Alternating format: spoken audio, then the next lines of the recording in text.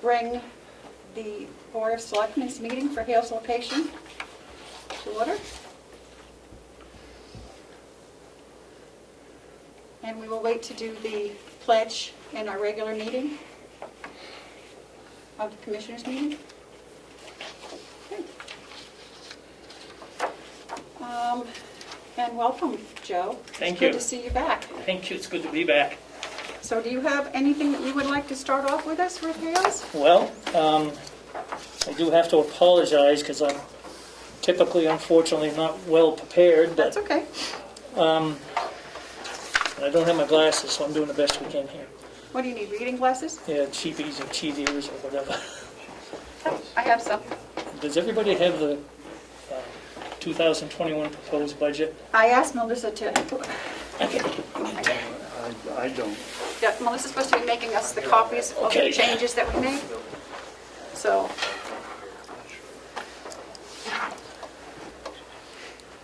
Oh, much better. Thank you, Terry.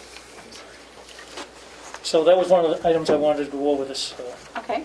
revised budget as soon as you get it. Yep. Absence of that,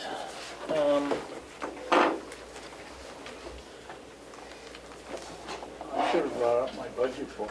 we do have a number of checks today, I believe. We do. Would you like to see those? Yes, I would, please. Okay. And go through them with you. You certainly may. I think this is over there, isn't it? We just need the copies of the Hales budget. Revised. Oh, yep. She has, Oh, that's all we need to see. yep. So it still has I haven't typed it in, That's okay. but my notes are there and the totals on the bottom.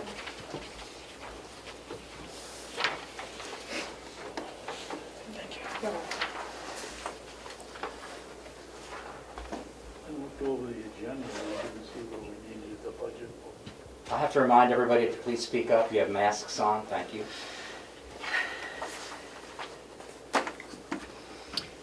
Okay.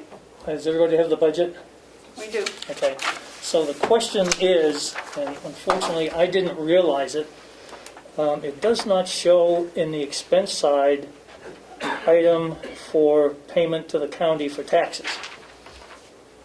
Correct. And I am not sure that it shows on the revenue side the expected payment coming in from the residents of Hales location. Oh. So those two numbers are going to skew this. Actually, now I'm seeing on the very bottom, Joe, Mm-hmm. is that what this is? Yeah, Carroll I'm sorry, County there it tax? is down there, Carroll County tax. Yep, 91. that is the expense, Yep. but I don't see the revenue stream. So, And so I'm thinking that's an error or oversight or whatever. But we do need to correct it. It's not really an oversight, Joe. They don't put the revenue on there because the revenue is determined by what the budget is approved at, and that hasn't been approved yet. So it's never on a budget. You don't put that on there because you don't have that number until the DRA tells you what that number is going to be. Understand that, however, in order to have a balanced budget, we have to put something in there. And so it may be a best guess estimate, but otherwise this budget's going to be way out of balance without it.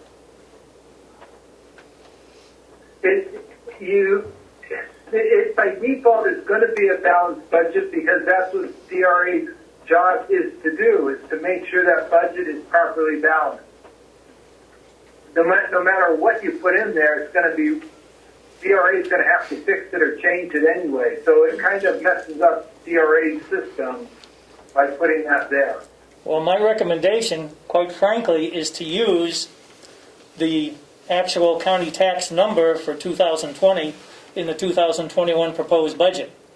And that way you will have a balanced budget, which is what it should be. Now, once it goes to DRA and the tax rate is set, that figure will be something different for sure. And therefore, we can revisit the budget if we have to. But it's not going to be off by $90-some thousand like it is now. Well, that's just the way the DRA knows what that number is going to be also before they actually set the budget for Hale, because they set the county budgets first. Yeah.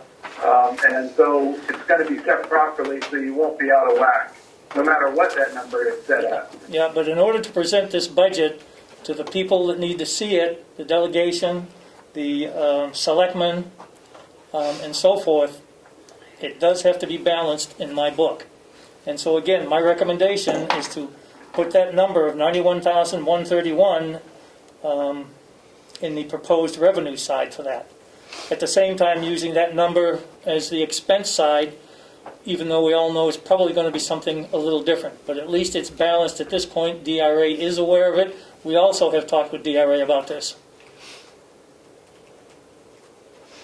Okay, well, it doesn't hurt anything to put those on there if you want to just guess at some stuff, but they're going to be wrong. That's the problem. Well, you have to put something in there, or else you can't put either one in there. Because, in my opinion, you do need a balanced budget. And you're right, there will be some issues going forward because we are dealing with some unknowns today that I know DRA does not have for next year. So again, I'm looking to do a balanced budget. I'm not opposed to using both numbers on both sides of the revenue and the expense, and even footnoting it on the bottom of the budget that these numbers may in fact change. That's fine. I have no problem with that. It's just not normal, but that's fine. Doesn't hurt anything. Yeah, I understand what you're saying, but it is normal to me as a banker that you need a balanced budget. If I may, Mr. Madak, would you please You have to get over that if you... Go ahead. would you please introduce yourself so everybody knows who they're talking to?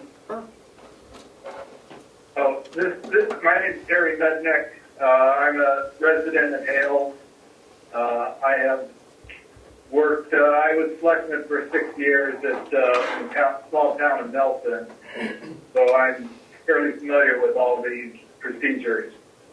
They have changed slightly, but the main ideas are still the same. Okay, and who else is online? Is that Denise? Yes. Denise, would you please introduce yourself? She's on mute, isn't she? There she goes. Who was that, Denise? We're not getting any of her audio, even though she's unmuted. Okay.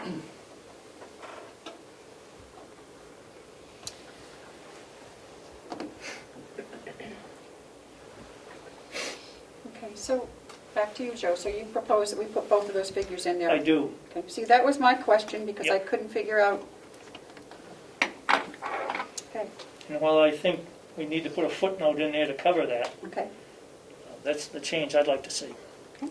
Now, do we want to go down through this line by line, or with the changes, or Since you just the weren't ones that here, have been written in?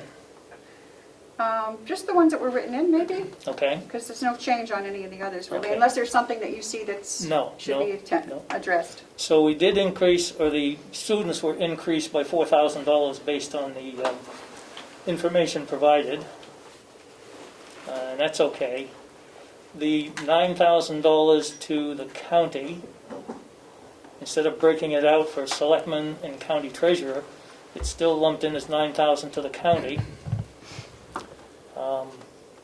The question that's been asked of me on a couple of occasions, if somebody, could kindly give me a breakdown of what that $9,000 covers for the county, we'd be most appreciative.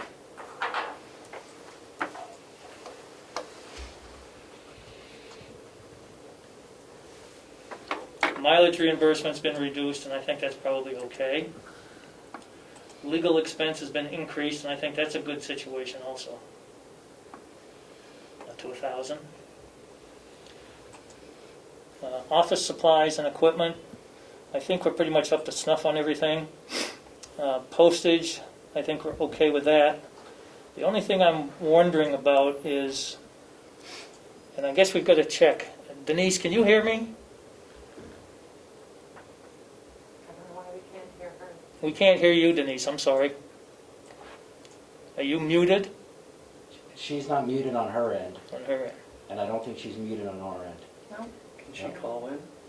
She can call in. Denise, can you use your cell phone to call in? Let me give you a number. It should be on her email, that's with the invitation.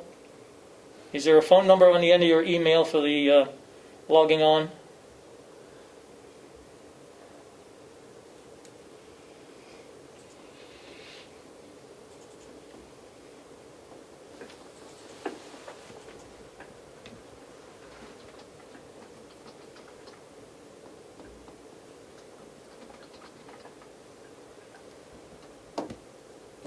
Do you have it, Melissa? We could just give it to her if you have it.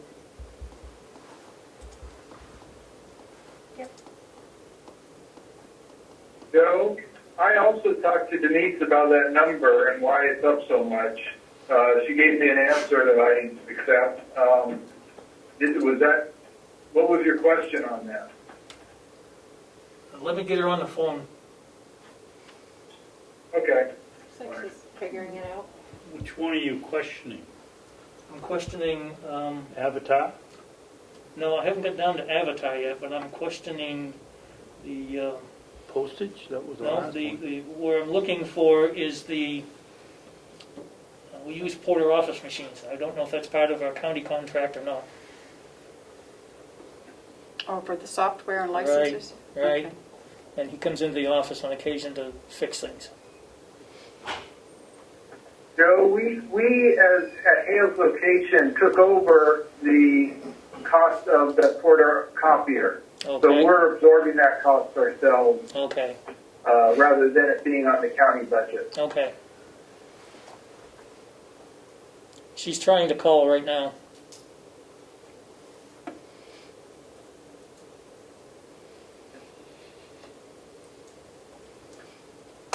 While we're waiting, Mr. Mednick, I received a call or a message from someone at Hales that seemed to be concerned about the beaver pond there and the drainage going through the golf course. Yes. Do you have any other residents that have those same concerns? Is it something that we really need to look into, or? No, she's very concerned about it. I've had many conversations with her about it. The board has had conversations.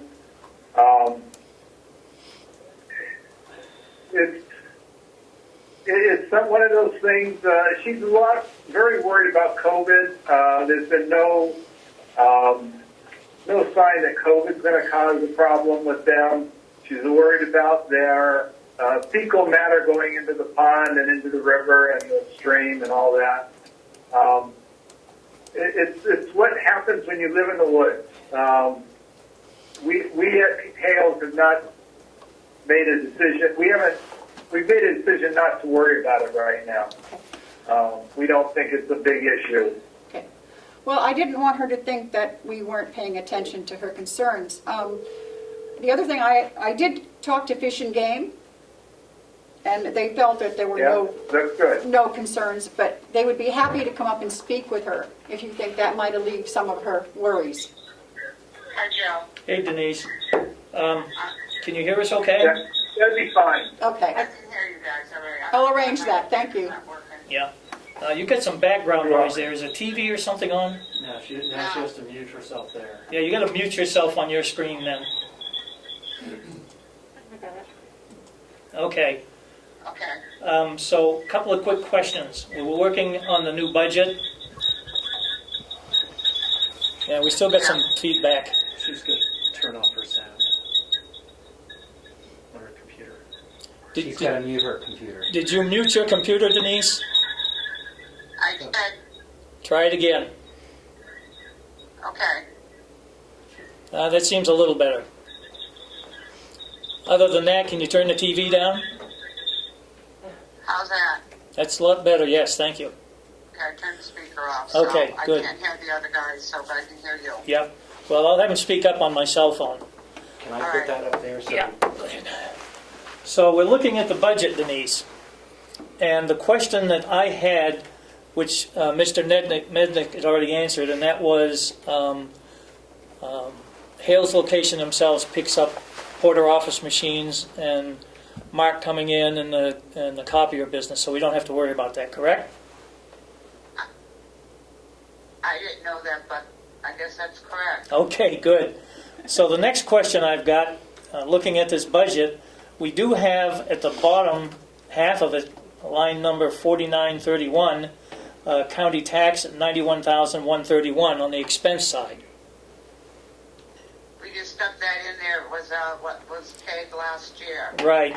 That's the But I check. did- That's the check but I we're paying did right speak now, to right? Michelle, and she told me we didn't have to put that in the budget. That I guess they figure it in. Yeah. So what Terry told you is correct. Yeah. Well, in talking with Mr. Mesnick, and I'm a big believer in having the information so we have a balanced budget. And so what I'm proposing is to take that figure and also show it as a proposed revenue and expense for the 2021 budget with a footnote that says we know this probably will change somewhat, but in the meantime, this balances the budget completely. I'll have to talk to Michelle. I think that might put things out of whack on the DRA and Well, that- our revenue. Yeah, that's what Mr. Mesnick was saying, but either way, we're showing it as an expense item now, and it wasn't in the budget originally. So we've got to get the bottom line of this and make sure, because I want to have a balanced budget. And if you don't have the expense going to the county in there, then you don't have a balanced budget. So that's why I'm saying let's put these numbers in there almost fictitiously with the footnote that knows they're going to change. I don't want to mess up DRA, but I want them to know that we need to do a balanced budget. I can talk to Michelle. I'll be talking to her later today. Okay. So I get this tax rate set. Okay. So All right, well, let's get that piece done if we can. And let me know the results, please. I have another comment, Joe, on that. You're asking the delegation to accept this proposed budget, and they would be accepting an expense that they don't typically accept. So it might cause a problem again with the DRA in that they said a total would appear and it would be wrong because it's not supposed to be done that way. Well, So it may cause a problem for the delegation as well to approve that balanced budget. They don't approve a balanced budget. They approve the expenditures, typically. well, in my experience dealing with the delegation and some of the members, they want to see a balanced budget. I don't know how the selectmen feel about it, but I want to see a balanced budget. And if we're paying out money that's not showing in the budget, that's not good either. So I guess the question is how the selectmen feel about it, or we will have another conversation with DRA. David, you've dealt with them more than I have. What's your, My gut feeling is that we put it in on both sides Yeah. and that by the time the budget gets figured, it'll be March 31st is 3 months away, and we can make any changes that we want in that budget. Did everybody hear Commissioner Babson? I did. Okay. So moving forward, I guess, Denise, we need to put it on both the income and expense side, that same number for 2021. And in the meantime, we can still do our research with DRA, and I'm sure this will make the delegation happy too.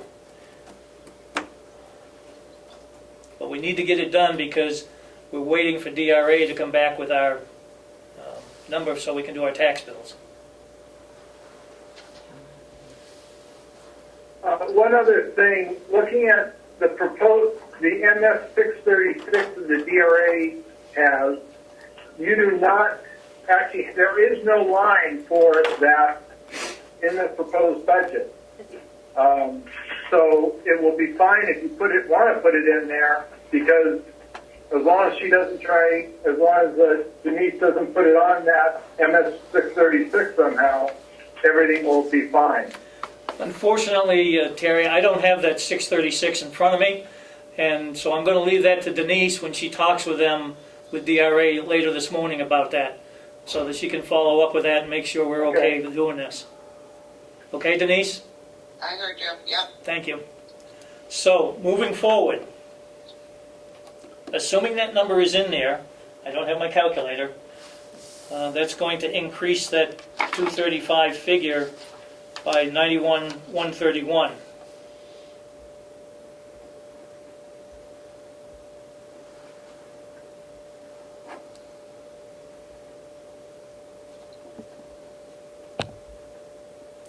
So, having that done, and it shows up on both sides, I just want to go back and revisit that $9,000 issue. I guess I'm not real clear, because I know that the commissioners / selectmen have been talking about this off and on, and was thinking that maybe they should get a stipend for this too.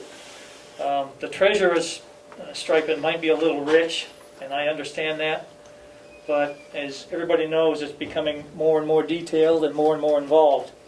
And to my recollection, there is no stipend for the county, for the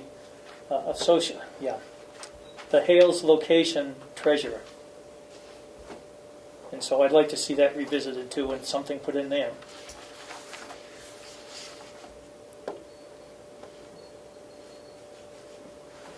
Maybe you drop it down to 500 each for the selectmen, and the treasurer down to, I don't know, maybe 2,000 or something. I don't care. Just some stipend. And it's all coming out of that $9,000 figure. It's not additional funding or expense. Which takes me back to the initial question, what is that $9,000 for? What is the service we're getting for it as Hales location?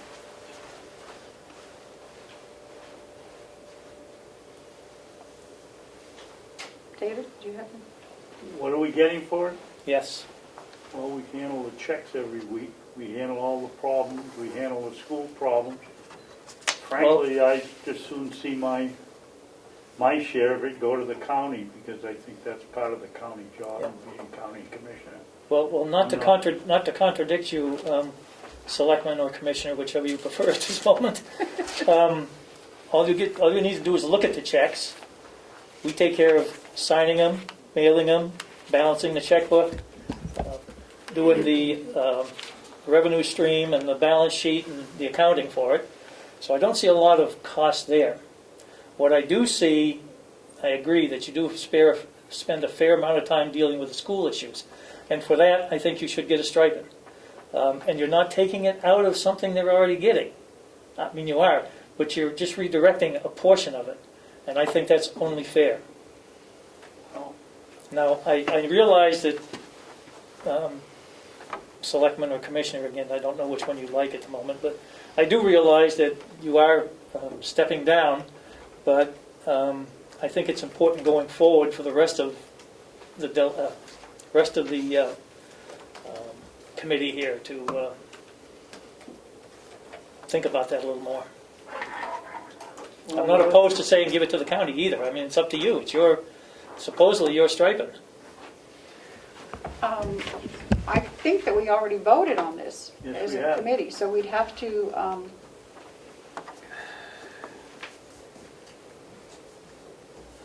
don't know how we would go about, without Amanda here being able to rescind that and re-vote.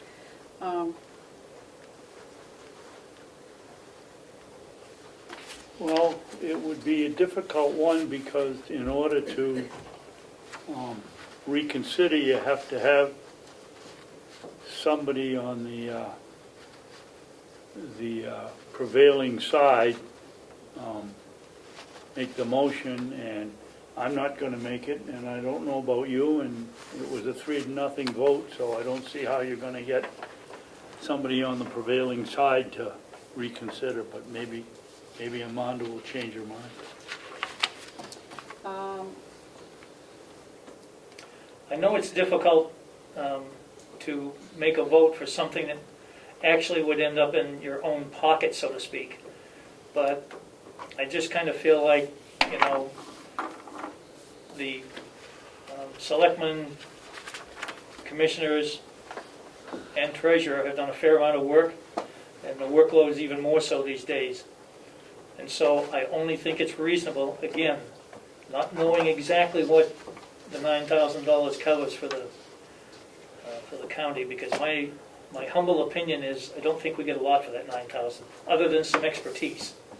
And on the school side of things, I think that's very important, and I think it should be, I don't want to use the term paid for, but I think it should be reimbursed. If you do get it, then you choose to turn it back to the county, that's your prerogative. Thank you, Joe. I think that we should wait. We have time to change that, Yes, and we wouldn't be able to today. yes, two of us. understand. I just So- wanted to bring it to Bring attention. attention, so Yeah. we can bring that up at another time. Okay. Thank you. So today, we have a check for $92,075 payable to the county.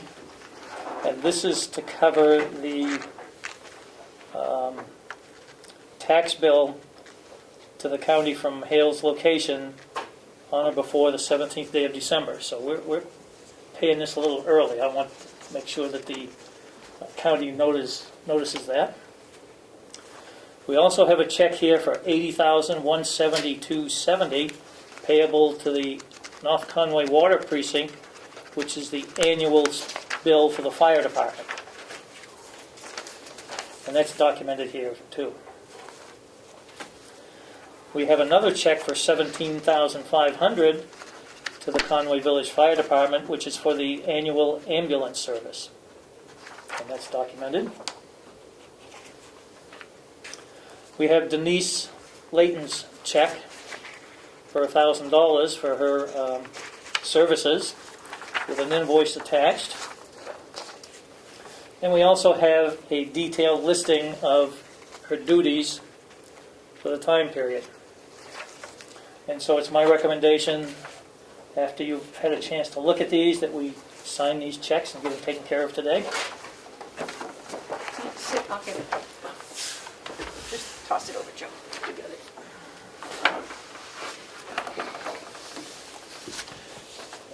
it. Denise has asked a couple of times, and I'm okay with it. I just want to make sure that the selectmen and commissioners are okay, that she's a little concerned about working at the office after dark. And quite frankly, I don't blame her. It's an area down there that's not publicly used, and when the service crews for Hale's location are not there, she's there alone. So I did say to her it's okay to adjust her hours accordingly. Make sure she puts a notice out on it, at least on the door. And she's also going to have, Denise, is it surgery you're going to have, or? Can you hear me, Denise? She's not having that till February. Okay. So she will be out for a little bit, so we want to make sure that we've got coverage there too. Yep. Is your phone still connected with her? I don't know, I check it don't know, and it see. doesn't look like it. Maybe it's shut off. Madam Chairman? Yes. Denise, can you? If she is going to be out, you know, we ran into the same problem with what's her name, with the previous one, when she was sick and went to Florida. Can you hear me, Denise? I hear you now. Okay. Are we gonna have to I'm not pay gonna be somebody out that else, or long, is and it in I'm our still contract stuck that in we the gotta Right, house. pay her? right, I'm going to take care of that. I don't believe so. She's having hip surgery, and they said that she'll be, at the most, she would miss Oh, one day. she'll be back to work She'll be back, yeah. 2 days. 2 days. Yeah, the other thing with that, Selectman Babson, is we have made arrangements for coverage so that she can still do stuff from home, as she does sometimes now, so she's still working. Okay, I just was Yeah. concerned whether Yeah, it no, was it's not gonna a be case a where she's gonna be out for a long couple of term. I months, didn't know if yeah. it was a hip. Yep, that's They let you fine. out the next day or the same day, so. Unless her brains are in her hip joint, we'll probably still be functioning. My brain is fine, thank you. She heard that, Selectman Babson, and then she laughed, so that's a good thing. I'll make a motion that we give the vice chairman, Selectman McCarthy, the right to sign these checks. Excuse me. Joe signs these. Oh, Joe signs them, okay. We just need authority, we just need to tell him that he has our approval to. Oh, for him okay, to sign. make a motion that we give Joe the approval to sign the check. Thank you.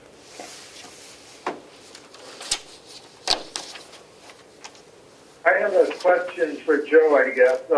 That's $200,000 there, and that gets us very close to what I believe you might have in the checking account.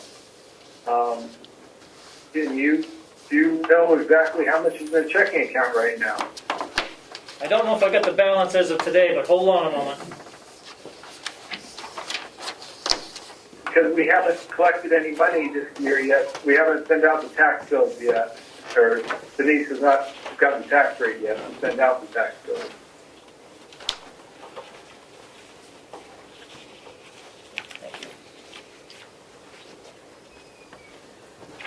Joe, I'll get you the figure. Okay, I'm looking at the bank statements. They'll be into the last month, so. Yeah. If you got the exact figure, Denise, that would help. I'm trying to get in here. Yeah. Hold on. Computer's working slow. Yes.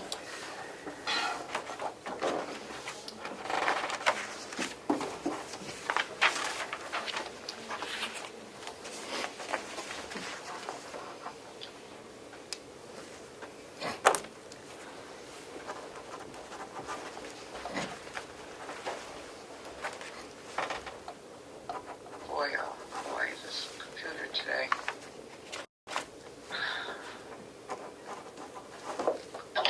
Be a minute here. Yep.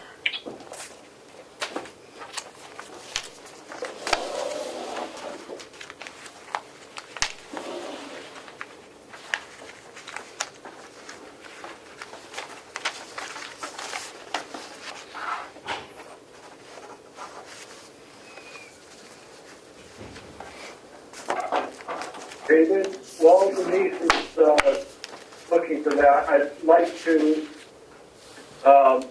tell you that on behalf of all of us at Hales, we would like to thank you and Amanda for your service over these years.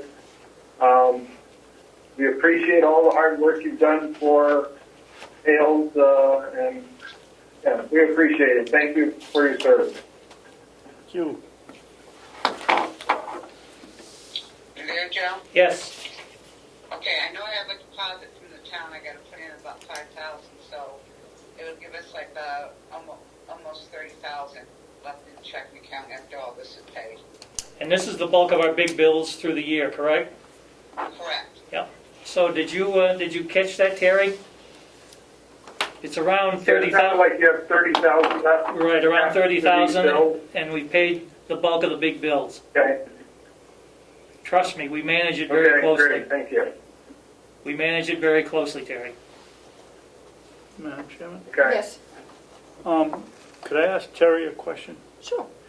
Terry, how is the cost for fire and rescue calculated for Hales location? It's under contract. I know it's a contract, but how's the figure reached? I have not seen that contract. All I know is that it's a high fee, but it's reasonable.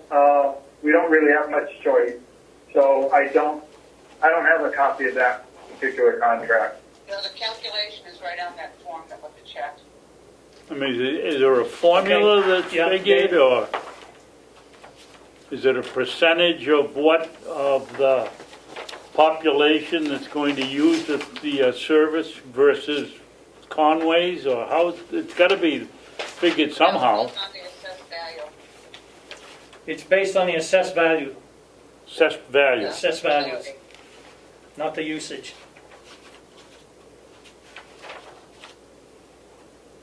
So that doesn't make any sense. So if you have $1 million house on fire and $100,000 house on fire, you go to the expensive one? I think that's a good question that the hotel is asking. It doesn't make it has never made any sense to me. To me, that makes a lot of sense, and that's why they do the equalization ratio. Yes. To equalize the assessments between towns. And if they take all of the assessed value of all the Conway property and add it with the Hales and divide it, you get a ratio of how much Hales is using and how much Conway's using, and it comes out with a fairly fair system as far as I'm concerned. Okay, I also was a fireman for 25 years, so I watched how that happened too. thank you. And all of it is no house or the other. We have a mutual aid system, and there will be enough fire personnel and fire equipment on the scene if there's multiple fires. They don't have to choose between the $100,000 and the $1 million house. I didn't think they really would do that, Terry, but I was making a point. May I ask, who is your new, Treasurer? no, the president of your association? Isn't it, young The Sullivan? new board member is Ron, I'm sorry, we didn't hear you? the new member of the board is Ron Sparks, Okay, and he is taking on the position of treasurer. okay. Thank you. Who's the president? Yes, Who's the president? I don't know. He said Ron Sparks is No, the, it's a new board member. oh. Who is the new president of the association?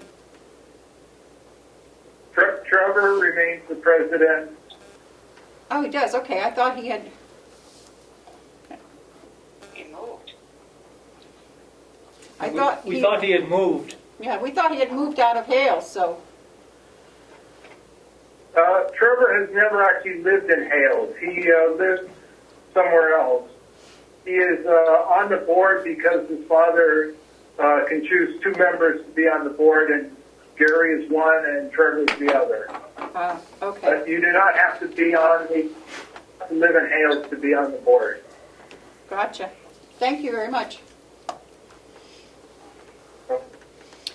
Do we have, David, do you have anything on the school? No, but I was going to ask you, have you contacted the parents of the children going to Freiburg to tell them they have to go to the school board in Conway and get released? No, I thought last week you asked me if I wanted you to continue doing that till the end of your term. I mean, I can do it, but I thought that's what you asked. If I did, I forgot it. But I have no problem, I can contact them. do you want to do it? 'Cause Sure. I won't be here. Okay, I'll do that. And just tell them that they have to get the Correct. Yep. school board to release them. Okay. Do we have anything else? I have nothing With else. Hales? Commissioner Babson, anything No. else? No? Okay. I'll await a motion to close. I'll make a motion that we close the selectmen's meeting of Hales location on December 2nd. I will second. All those in favor? Aye? Aye.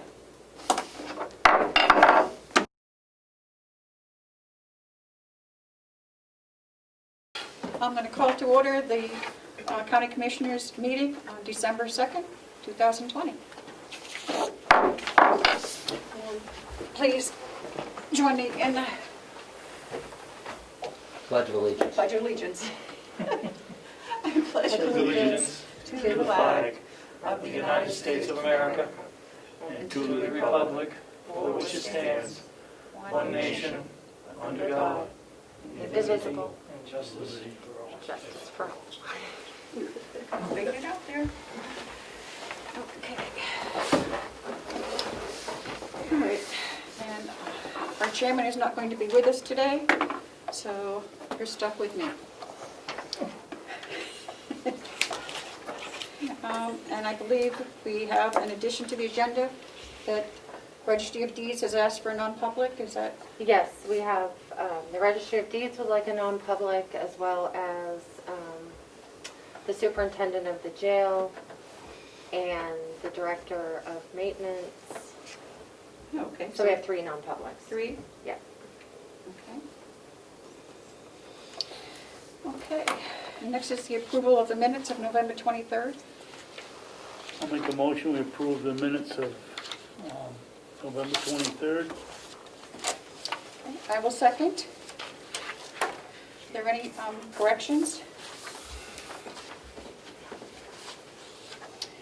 If I hear none, we'll take the vote.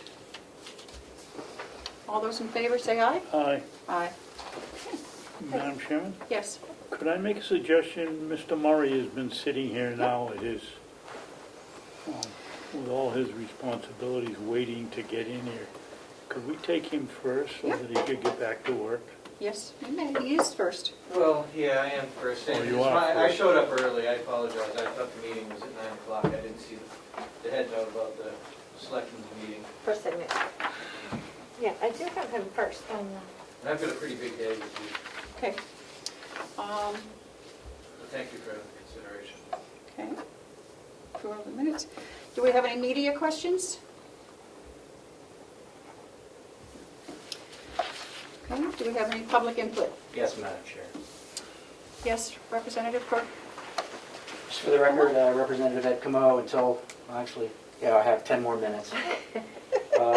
This message is from Glenn Cordelli, Representative Cordelli.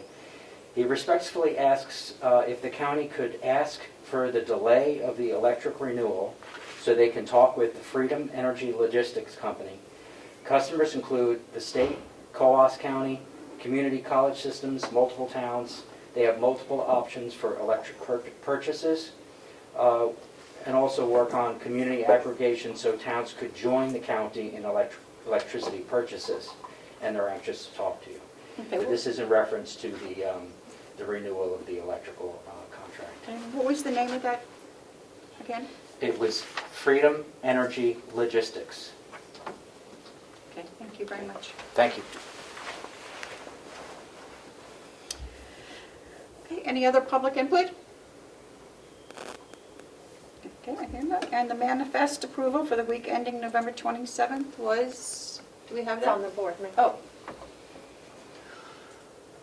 $423,766.84.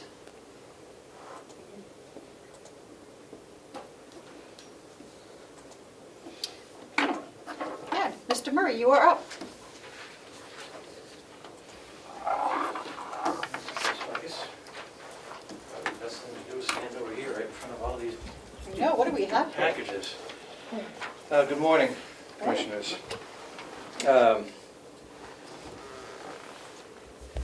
Not that long ago, a couple months ago, the Commissioners approved to put out an RFP for the replacement of the Mountain View Community Transport coach, bus, if you want to call it that. We put out the RFP, and as you can see, we've received quite a few responses. Are they all electrical models so we can test them out? No, Look at them. I know. This one, you just add water to it. yeah, Wow, yeah, this RFP generated quite a bit of sure did. activity. Okay, So I'm here to assist. okay. Well, let's start with the little ones first, huh?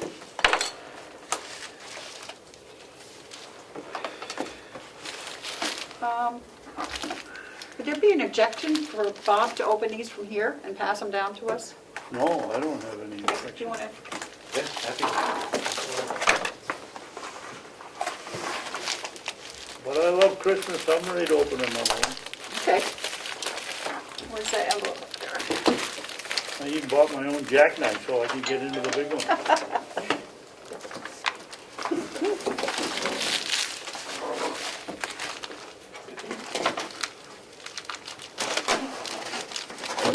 Did you expect this many, Bob?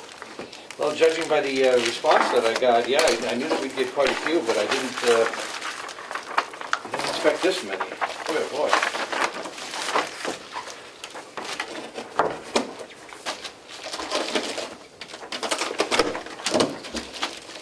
Get another box? Yep. Thank you, Lord. Holy mackerel. So I'm just going to leave this here. And give him one of these and then, wow, this company came to us.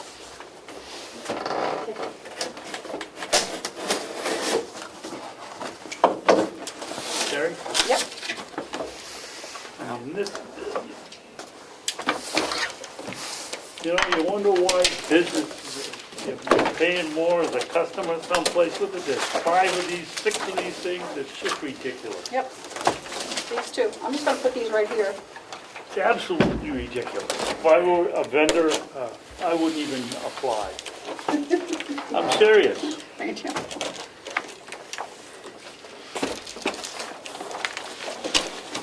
If you can take my envelope, and get, Yeah, I'm just trying to help you stay organized here. If the commissioners wish to change how we No, that's ask, that's fine. I've done it, I've asked every year, I say five of these things for the commissioners is absolutely ridiculous. I'm just gonna take 2 out. We can do the rest in here. If this doesn't prove my point, I don't know what does. You have 2. You have 2 in your hand. Oh, I did. Oh, Yep, yep. they're stuck in each other. Here you go. Where did the package, I had a package here, where's mine that goes here? Right here. Okay. Okay.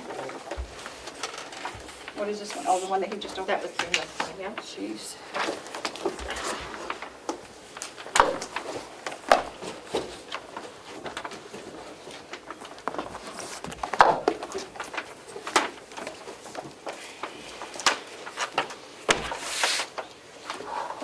You should have 5. And Carrie, you have one that looks like this? I have this one. Yep. I have this one.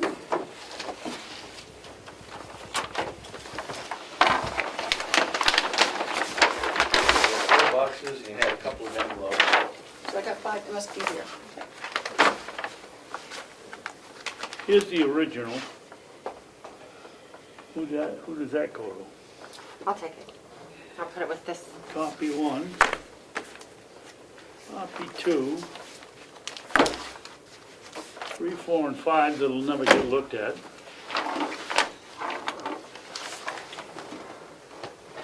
This is another one?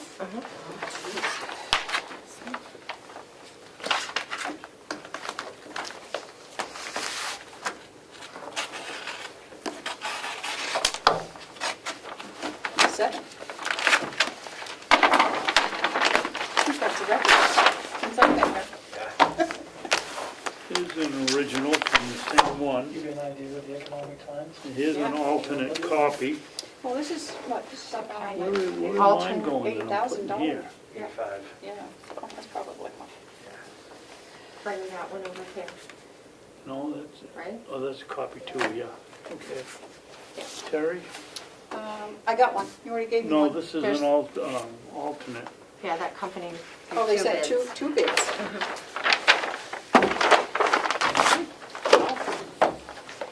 You're gonna have some homework to do. No, you have some. So, thank you. Madam Yes, sir. Chair, if you don't mind, I'd like to derail this process for about 5 minutes and make a motion that we don't ask vendors when we go out for supply, for a request for quote, that we only ask for an original copy and an original copy for the person requisitioning it. I mean, this is just ridiculous. It's, all it does is cost us money in the long run. And half of them never get looked at. Joe? Thank you, Vice Chair. I have a tendency to agree with what Commissioner Babson's saying, but it looks to me like, you know, in these current economic times, these businesses are really looking for the business, and somebody does have to pay for all of this paperwork, and I'm sure it's built into their pricing to some degree. So, depending on what Mr. Murray thinks, you know, I think an original and a copy is sufficient. Madam Chairman, Yes. we need a second before we can discuss it. Oh, that's right. Oh, I'm sorry. My fault. Okay, I will second it for discussion. Thank you. And you heard my discussion, I'm sorry. Bob, how many copies do you think that we actually do need? Well, realistically, I agree with Commissioner Babson. I think 2 copies is sufficient, one for the record and one for me, Yep. in this case, who's going to be reviewing. I think the original intent was to have one for each of the members of the Board of Commissioners, one for the public copy and one for the person submitting the RFP, so that they could be looked at and studied independently. But if you want to economize that process, I think 2 is sufficient. Mr. Patterson? Madam Chairman, how about if I change my motion? I'm not doing that right now, but I'm just asking that when someone comes in and we have to approve a request for quote, we ask the person submitting it how many copies they need, because I can see once in a while Bob might have to have somebody else under his preview to need to look at it. So why couldn't we change it and have the procedure that we request the requisitioner will tell us how many copies they need? Is that in our written policy for RFPs, how many come? I can't answer that. I'm not even sure that there is a number. Frankly, I write these RFPs to make sure that they cover the bases, and this is something that can certainly be addressed in the presentation of the RFP for approval. Okay. If the commissioners don't think that 5 is needed, then we'll go with whatever we think is needed. Okay.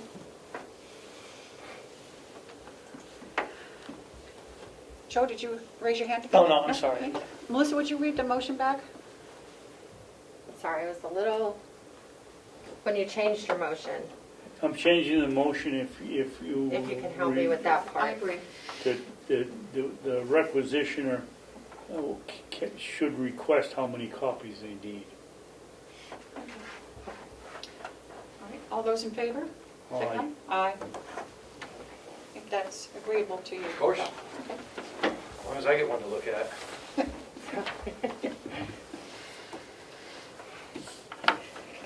Okay. Now, are we going to read the... oh my God. So do we have others of those?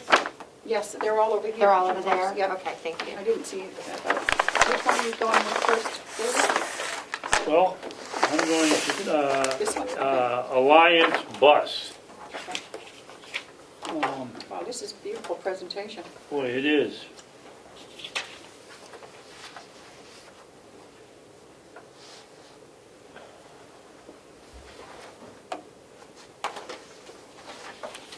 New York is on here. Maybe they can get an almost new bus because they closed the schools. Okay. Did you find the bid policy here? It actually has the figures. Yep. I'm still looking for the policy. David, if you go to bid pricing, right there, I think that's the one. Original bid? Bid pricing, yep. Okay.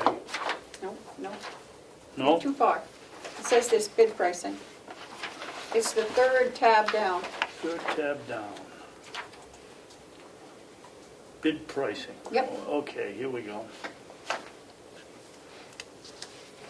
Alliance is, I think, bidding. A para-transit vehicle.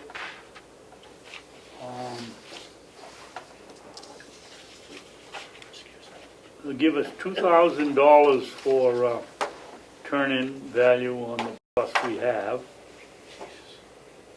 The bid notes, it doesn't have a CD. Passenger door entry is 40 inches, electronic. Not specified, but have included in the following: wheelchair securement belts needed to store when not in use, the tie-down storage slide the tie-down storage slide and will be secured under the flip seats. Stanchion with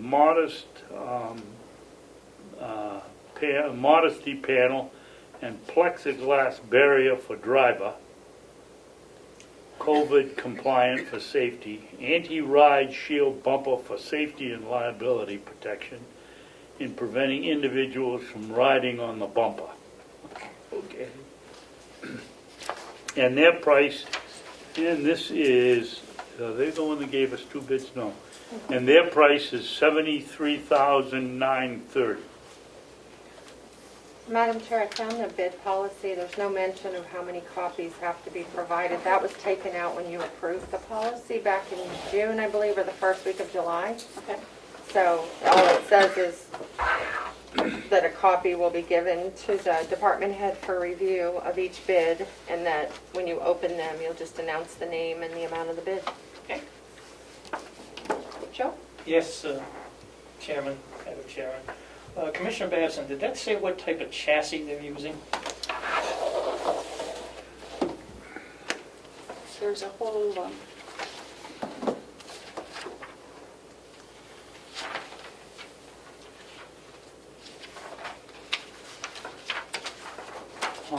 Where did Mr. Murray go? I'm right here. Right there. Bob, in case you missed it, I almost did. The sales representative is in Hudson, New Hampshire, Okay. if you have to get a hold of him.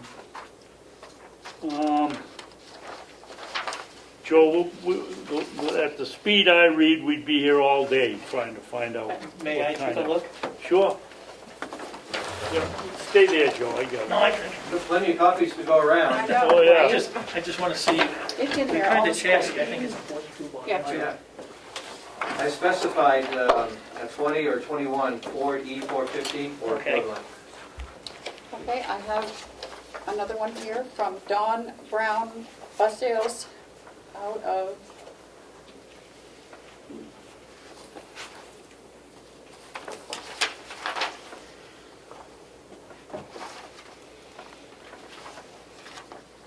If it's not on there, it's on their envelope. It's Johnstown, New York. okay, Johnstown, New York, oh, okay.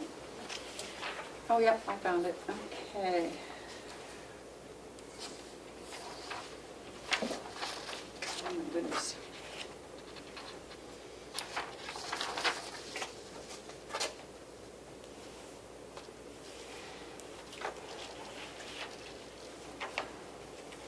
I don't see anything on here for trade-in value.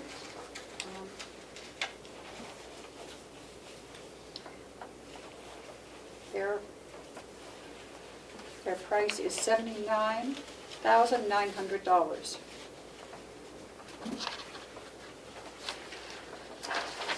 Trying to see if there's any.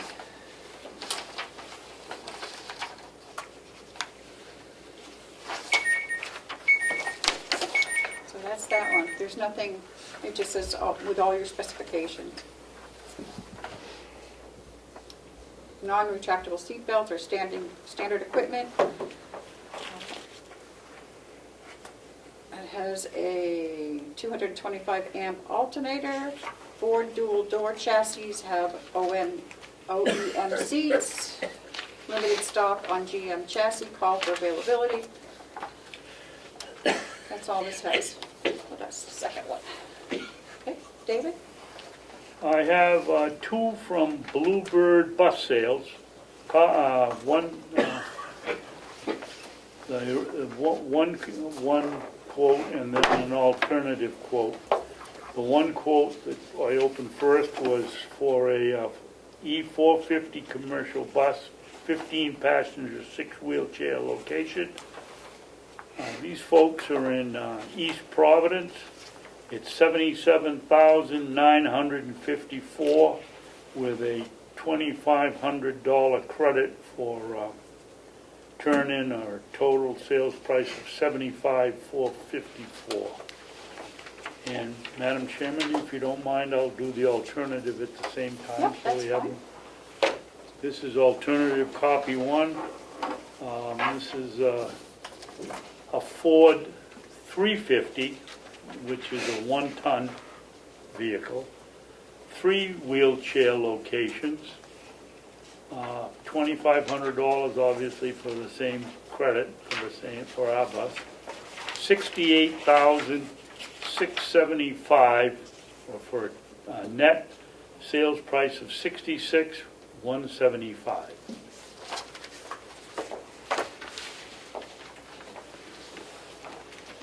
Okay, I have the next one is from Matthews Bus Commercial, Greenville, Rhode Island. Who is it? Matthews Bus Commercial, Buses Commercial. I don't have that one. Or did you take it, Melissa? I think you took it, I think I What does it had look it. like? Let me see. Okay. Oh, yeah, right here. Thank you. Just any one of them, fine. Okay. They're not marked, so. yeah. Okay, this is for a Ford E450 chassis.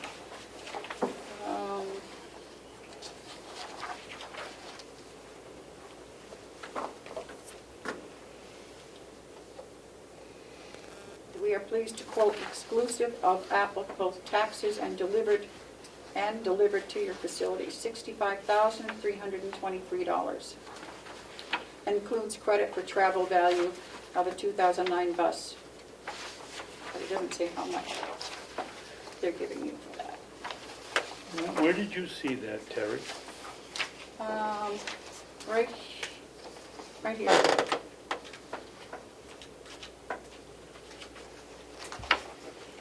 You see the price? Nope, the price is on the second page. Oh. Okay.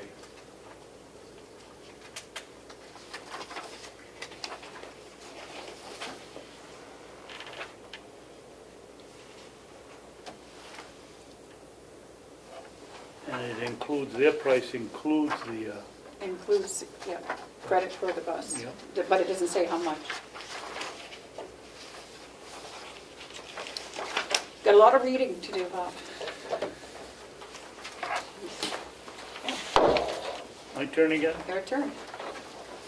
This is, did we, you I did did the that Don one. Brown, right? Yep.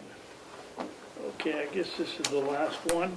Oh, no, we got, Oh, Three more. excuse me, Melissa, here was Oh, my you have copy it. buried. Okay. did you want to see any of these others?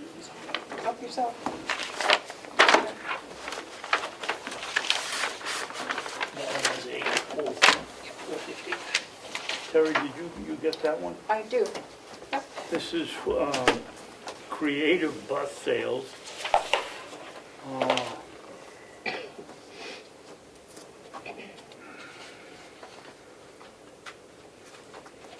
California?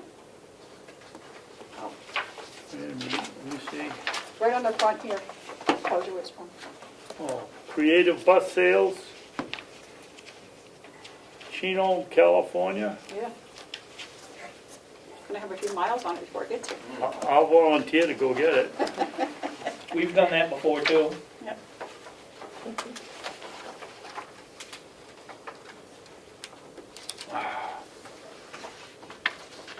In case anybody's wondering, I specified delivery in the RFP, so we don't have to worry about going to get it.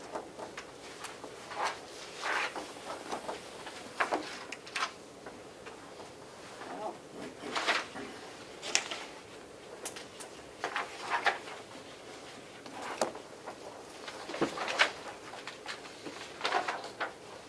Okay, here, I finally get to the page. It's on, it's this page, Terry. Yep, got it. Bus cost is, well, first of all, it's a Ford 450, and the cost is $61,922 with a trade-in value of $1,500 for a net of $60,422. Boy, oh boy, somebody's gonna have to do some thinking to figure out Yeah, which one of so- these we want. Yep. Here's that one. Okay. Okay, I have one from Patsy's Bus Sales in Concord, New Hampshire. This one? Yep, Oh, Patsy's, okay. price sheet. Okay. Okay. Patsy's Bus Sale is pleased to offer this quote. It's a 2021 Ford Tierra Transit E450, 7.3 liter gas V8, 12 ambulatory seats and 2 wheelchair positions or 7 wheelchair positions. Price delivered, $65,950. This includes an $11,200 trade-in allowance, $5,200 discount, and Ford Mobility of $1,000. You say 11,200 trade-in value? Yep, So they're actually telling us that vehicle is worth 11, 12, 17, yep. 4 added on to 66. So they're saying it's a $90,000 bus or $80,000 bus.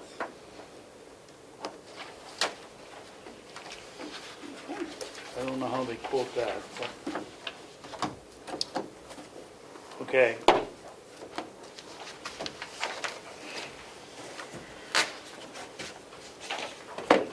Patsy's one. Patsy's one. Right here. Do you have this one, or is this only one? What's Oh, that? right here. What's on the cover?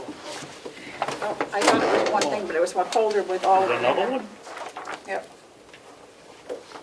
Okay, Oh, yeah, we didn't do this one. no. Okay, you're up. My turn? Mhm.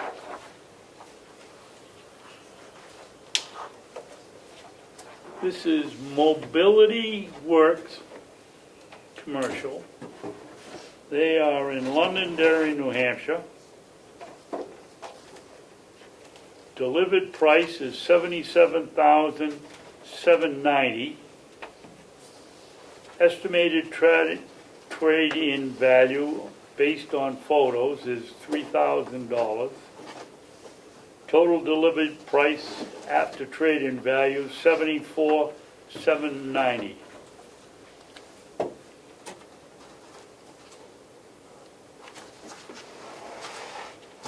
Madam Chairman, Yes, may I ask Bob a question? you certainly may.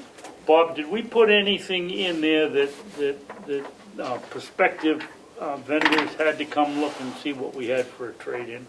No, because I knew that they were going to be all over the place, so I told them that I would take as many pictures as they wanted, and I did. Most of these vendors asked for photographs, which I supplied them with. Okay, and so what happens when we get an estimated trade-in value? And I don't know whether this individual is low or not, I haven't been keeping track, but, and then all of a sudden he says, well, your photos weren't good enough. They didn't come look at it. We give them the order and then they pick it up and say it isn't good enough. What do we do? Well, I think it's an estimated value and it's a bid. I don't think that we'd be bound to honor anything like that. I think a bid is a bid. I think the powers of negotiation have been lost by putting it out to bid, and that goes both ways.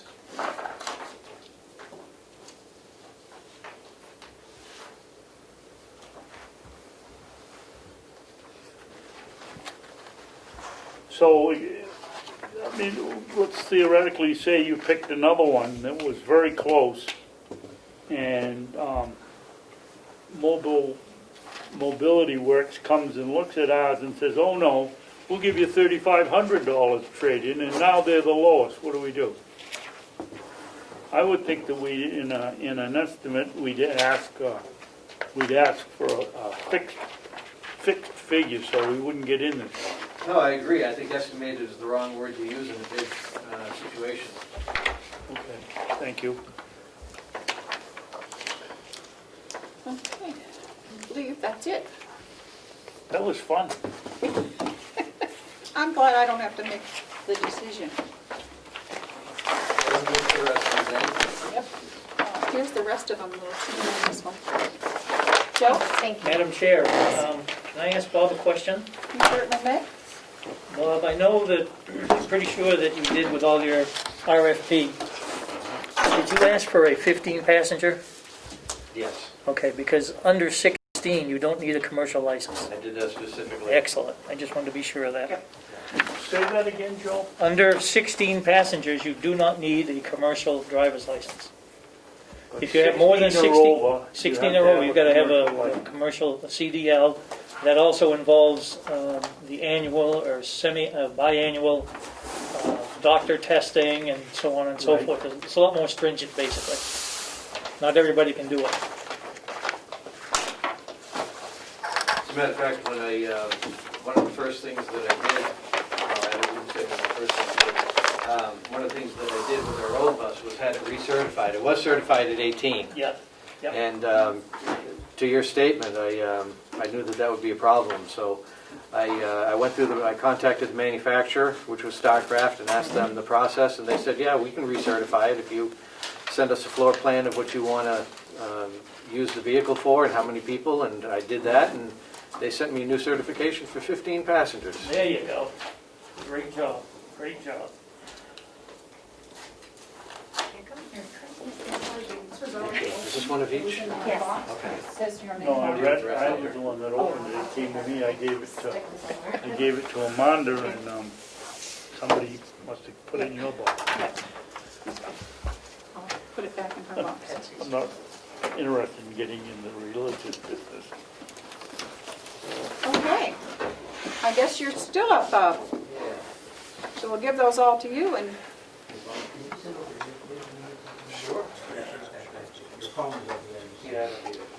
so you're here to talk to us about the renewal of the electricity purchase contract. Yes. Go get the paperwork.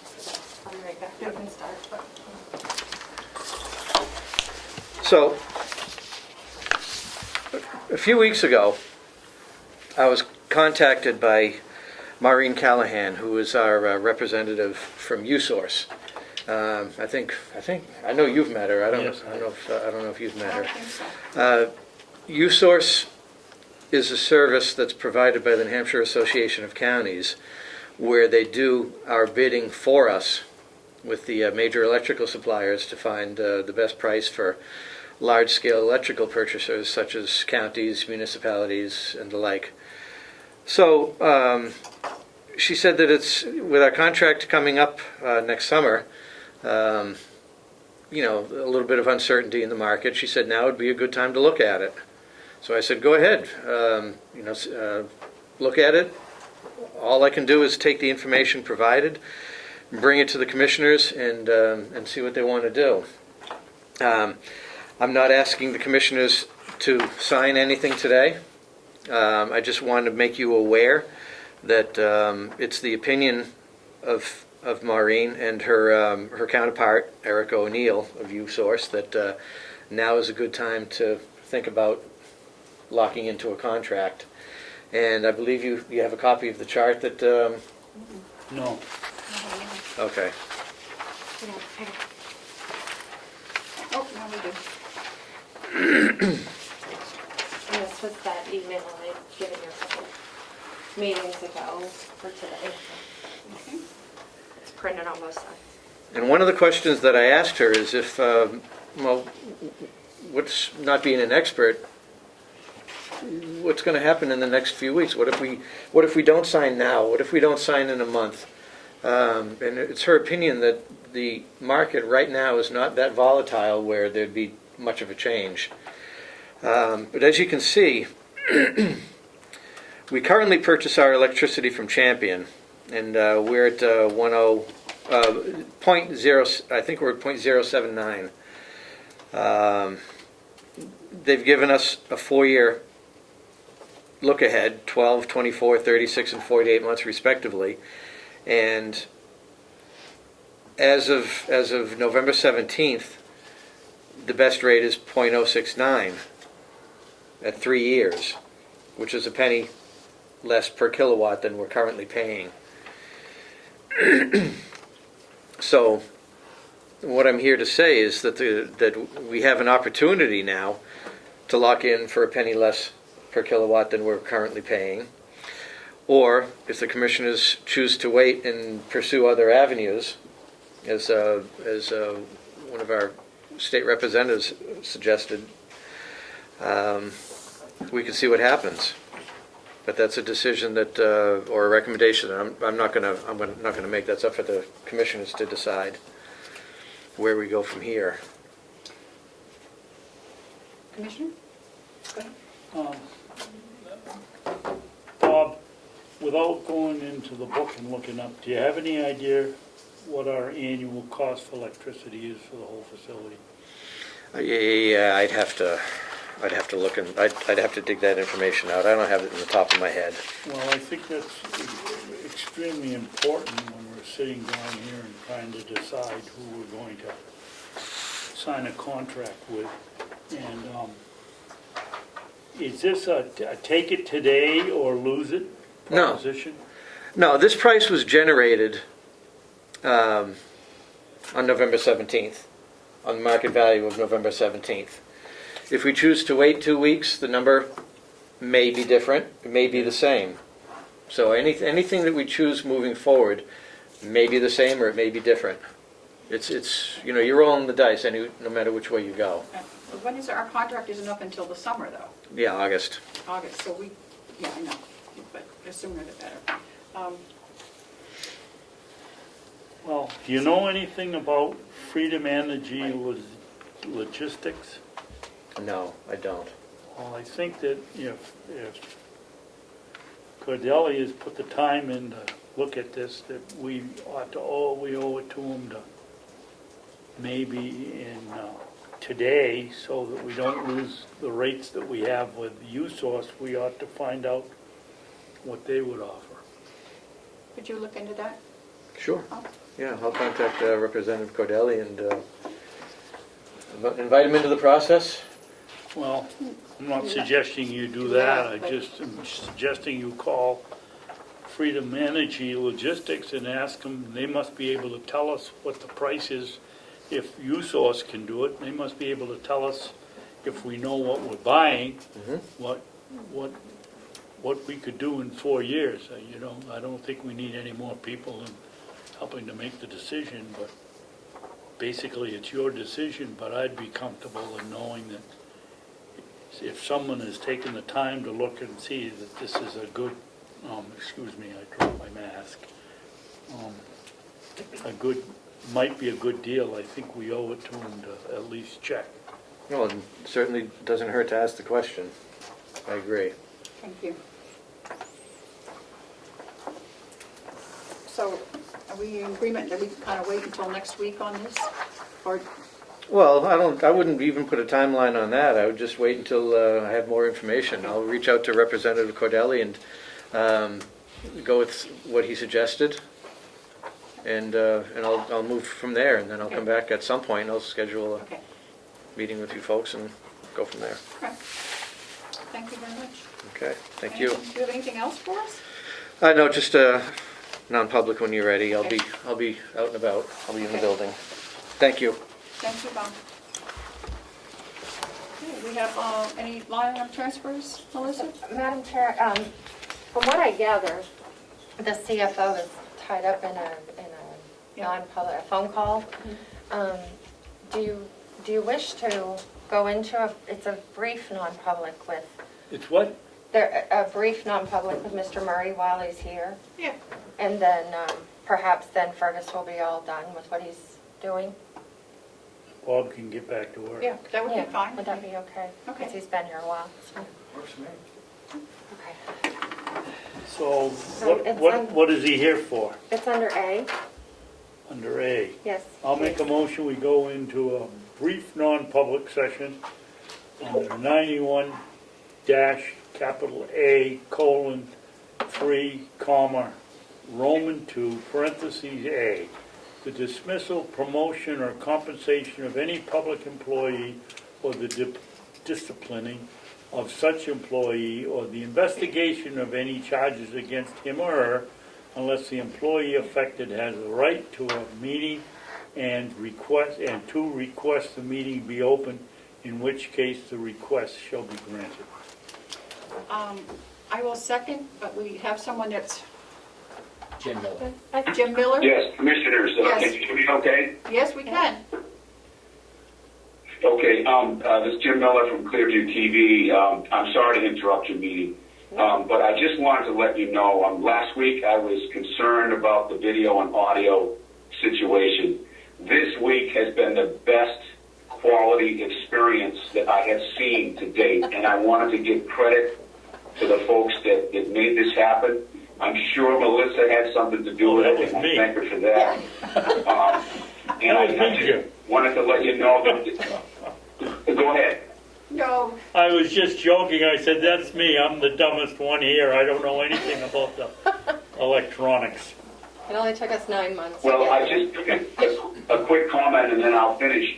It appears to me, from my end, that the sound is coming from the actual computer and not that silly phone thing. And the quality of the sound is so much better. The video is wonderful, and our watchers on community TV here will enjoy this experience, and I'll be airing this show all week long. So thank you very much, and that's all I have to say. oh, thank you Jim- very much, Jim. Jim, and just for your information, I would say that your audio coming through whatever this disc that we have in front of us, is better than it's ever been also. So I don't know what's changed, but it's better. Well, I'm sure some folks work together to make this better, and I appreciate, I don't know the other names, but it is so much better, and we'll be airing this on our TV channel all week long, and every meeting that you have, I will try to capture, because we have a lot of elderly folks here, and even, folks that shut-ins and so forth that rely on the TV to watch their government meetings, and they enjoy them. So thank you very much again, and I'm finished, and I apologize for interrupting. Jim, you have to make your bed in the back there. I did. Oh, Thank you. I did make it. So, Madam, Bye all. Bye. Thank you so much for your input. Madam Chair, in the interest of not messing anything up, since we're on a roll apparently, Yeah. would the commissioners mind perhaps just stepping out, maybe into my office to do your non-public so that I don't touch anything? Would that be okay? yeah, we Yeah, can do that's that. fine. Okay. I hate to disconnect the audio and then have something You go gave a wrong. second, but you did not roll call vote. Oh, so we you- did. right. We didn't have a roll call, no. Okay, okay. We Commissioner didn't have a Babson. second either. Yes, we Yeah, did. I did, I seconded. Okay. So, all those in favor? Commissioner Babson? Yes. Commissioner McCarthy? Yes. Thank you. David? Yeah. Okay, Yep. okay. I need a vote to come out of non-public, is that what? And seal the minutes. And to seal the minutes. Second. Okay. All those in favor? Aye. Aye. Oh, we have to take a roll call because Roll we're call. on Zoom? I don't know. No, the statute. Because statute there's nobody states- on the board that's on That's on the remote. Zoom, The right? statute states 2/3. Okay, so we'll get back to our normal agenda. We're still waiting on the CFO, so we will skip down to the executive coordinators. Madam report. Chairman, what happened to the line item transfers? We Well- sort of skipped over that. No, Fergus has it. I think Fergus has he it? has Yeah, them. so- Okay, yeah. I'm sorry. Yep, Go that's ahead. okay. I don't have them yet. Okay, so we'll, ready for your report, Melissa. So I'm happy, so it's been a short week for us in the office since you met last. Wanted to make sure that you knew that on Wednesday morning of last week, the budget packets went out to the full delegation, the new delegation, the incoming commissioners, and all the selectmen in Carroll County. So it was nice to get that out way ahead of time so that they'll have a week and a half to review it before the public hearing on December 7th. So working on getting all the packets ready, coordinating the Zoom for that has been pretty much what I've focused on. I am working on a few policies that we've discussed. One of them is you had reviewed at one point the right to know policy, and we were looking at making some changes to that. Also, the signature stamp policy and record retention and municipal records. I don't know if you want me to bring those to a regular meeting, or if you might be available at some point in December to have a separate work session type meeting. There are several items that we should try to wrap up before the end of the year, including going through all of the non-public meeting minutes and seeing what can be released before we have a change of the board.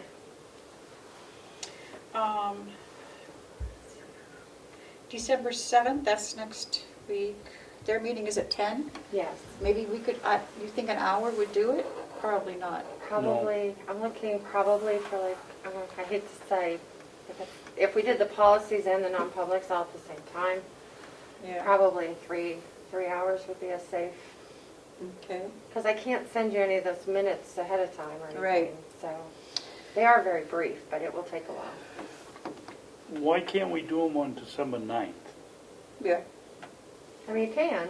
I just Okay. didn't know if you want to prolong a regular meeting with, Well, Well, we could start the regular meeting at 10 and discuss the non-publics from 9 to 10. however you want, you know. yeah, that would be fine. Just want to make sure if there's anything that we need to take care of before the you know, the Well, that's next week, right? right. And then we're going to do all those evaluations next week too. Oh, that's right. So your whole afternoon would be maybe you could do your whole afternoon as a non-public, or Yeah. we I could think try we to should- That makes sense, I don't think you? we should do it, yeah. Okay. And if you could please get us the list of department heads that need their evaluations, other than the ones that we know about, Yeah. just to make sure. Okay. Thank you. You're welcome. All right. And if there's anything else you can think of also before the end of the year that you want to follow up on that we haven't done? I'm also going through all of the current contracts and agreements that we have on file, just to see if there's anything that has been overlooked that might expire at the end of the year that we need to either put out to RFP or talk about renewing. Well, Bob has been doing that. Didn't we, hasn't he had that assignment? And he keeps his own log over there, Sure, the contracts yeah, contracts. to him, but I don't know about what happens in this office, Yeah. in this building. Just going through and make sure Okay. that, you know, whatever we can find that the current board has been involved with, it can take care of. So just a lot of housekeeping stuff right now. Okay. I don't really have anything else Okay. at this point. Commissioners? Commissioner Babson, do you have anything? Commissioners' reports? Yes, I do. I emailed Amanda Royce, whose husband's name I don't know, and this morning because honestly I forgot to do it during the week. So I wrote to her and asked her if he's interested in doing the woods repair job for that Arthur Wood left here. Would he please get back to us, or she gets back to us. Okay. The other thing is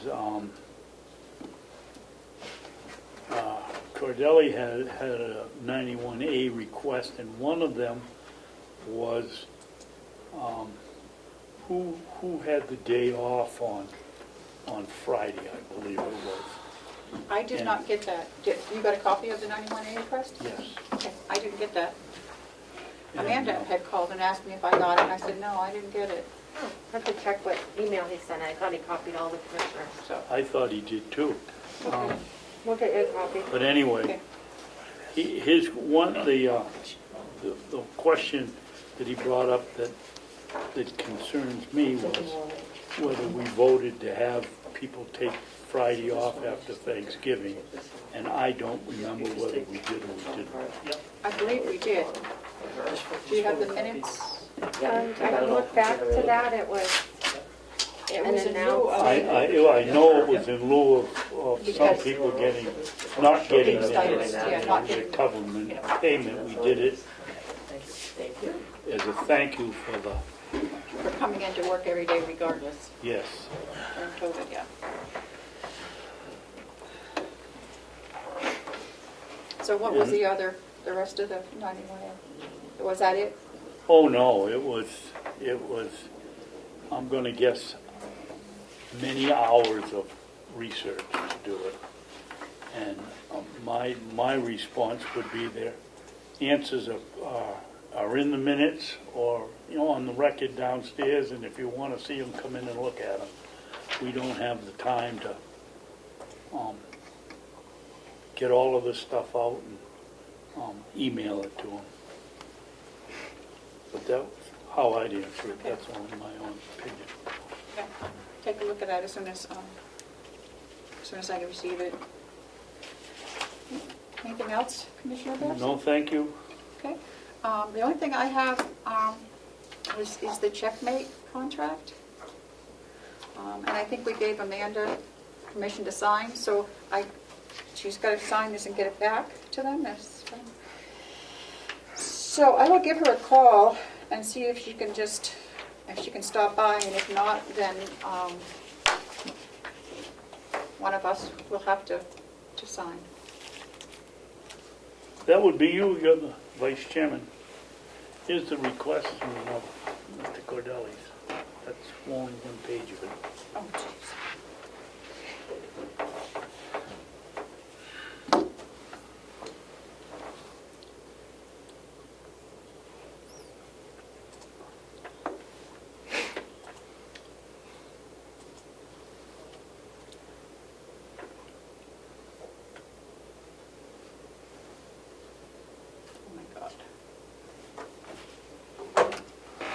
Madam Chairman, don't you have your cell phone set up by Yeah. Mr. Rich to get the? Yeah, but I didn't get it.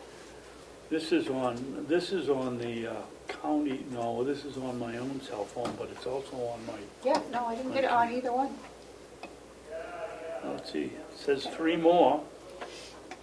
Babson, McCarthy, and Melissa. I didn't get it for some Okay. reason. Okay, so I will take care of this. I will give Amanda a call before I leave, and if she says she can't do it, then I will just do it. We'll have to take a revote, or I can just sign I'll it. make a motion because we gotta get it signed, that you sign it. I will second. All those in favor, say aye. Aye. Aye. Okay, so I'll take care of that, and that's all I have. And Madam Chair, the vote regarding the extra days off for staff was on October 14th. Okay. You better mark that down because that was one of his questions. What was the date of the, Okay. October 14th? Yep. Yes, and it is my responsibility to respond to the right to know request, so I've already put it in process to let them know that we received it. But we're working on it. Okay, I see that Fergus has rejoined us. Are you all set, Commissioner Babson? Yes, I am. Okay. Thank you. Okay. I guess we're waiting for a line item transfer, Fergus? So I do not have any prepared, but I will be briefing you on expected line item transfers later. We don't actually have any sitting in the bullpen today. We will need them by next week, because we'll have to, if you get them, we'll have to meet early to okay them before we go to the, well, the delegation is still here they're here on the 7th? I anticipate that we may have to ask for a special executive committee meeting of the delegation Okay. in the next couple of weeks to approve a number of line item transfers. I'll address some of that in my report to you. Okay, well, go ahead. So, We'll listen to your report then. okay. Well, that being the case, Yes, May I ask, I guess I would address this question to Ed, if you don't mind. no, I don't mind. If the executive committee meets to do a line item transfer, Ed, do the members of the executive committee get a meeting? Is that considered a meeting and get $25 on top of? It's still considered a meeting. If it's met on a separate day, then I would assume that the... That's my question. If it's a separate day, do they get $25 plus mileage? I would think so. So it's important that we get the information in to save that $75 to mileage for meetings if we can. If we can. But there's going to be a lot to it, and I'm not sure we're going to be able to get that accomplished by Monday to save that $75, but I'll explain more about that here in a minute. Okay. All right, so as part of wrapping up the commissioner's budget, one of the main tasks that I did was preparing these labor costs by department in detail. So there are 19 separate departments that we have that have labor costs. They have personnel, so they have labor expenses. So we have that backup, which I think is going to be really important, not only for accurate budgeting, but also as the delegation looks at our personnel, if they decide to make some changes, so that we can calculate those changes in that process. So that's ready to go. The nursing home, the jail, and the sheriff's department, pretty complicated relative to the others. Yeah. For me, a question? Bree, can you give me an idea of what a labor budget includes? Sure. So it's going to be your payroll, but also your employer costs like Yeah. Social Security, Medicaid, Medicare, and also our retirement costs. So all of those are going to be in there. And then when you have the raise issue, when you have union contracts and what those raises are, so that we can calculate that in real time. With over 300 employees, if you start moving things around, you can lose track of what the real impact is. Thank you. Yep. If I may ask you a question also? Of course. About the payouts. Like, I know we had discussed that, and refresh my memory, if we are having a single line countywide for payouts. So as a great question. So as part of those labor schedules, if departments included money for sick time buyouts, for anything else like that, it shows up in that labor budget as effectively an employee. So it's in there. If it's not in there, that's also going to be noted. And I also have a memo for most of the departments explaining what the policies are in each department. So some of them built that in, not all of them. I'm going to still advocate with you and with the delegation members that we should build in some money somewhere, perhaps in the delegation's own budget, for unexpected payouts that may take place. They may or may not agree to that, but I think we can't ignore that liability is out there, potential liability. Do you have money in your budget, Madam Chair? So we do have our October revenue figures are now up to date. We do not yet have November revenue figures. Of course, the close of the month was just the other day, so it takes us at least 10 days to have those figures. And on the expense side, we do have all of the November expenses now into Avenue, including payroll. So I'll be producing over the next couple of days an updated budget snapshot, ideally by Friday, so we can get out to you and the members of the delegation in advance of their Monday meeting. So we're pretty well on top of that.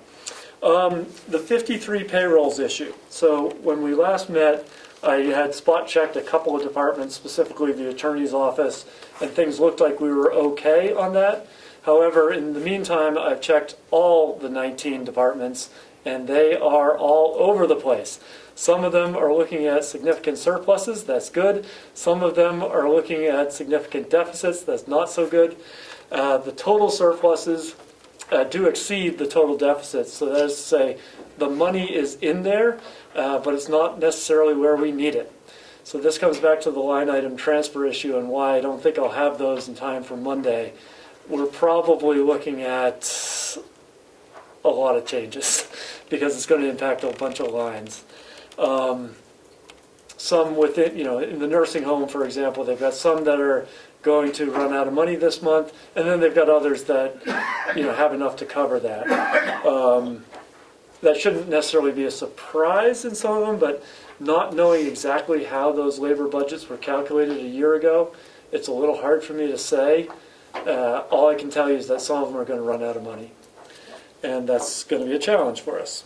I have not done the math, in detail or drafted up what those line item transfers are going to be, but that's going to take quite a bit of time.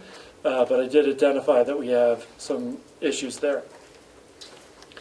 The 2019 audit. So some progress on this front. I did speak with the principals from Melanson on November 23rd, and then had more communication with them just a couple of days ago.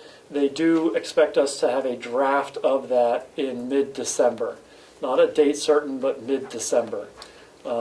So that is good news. My conversation with them was very productive and constructive, so that is at least progress in the right direction. Other things, I want to point out that Melissa deserves a lot of credit for getting this part done. On Friday, well, before Thanksgiving, the commissioner's budget was sent to the members of the delegation, new incoming commissioners.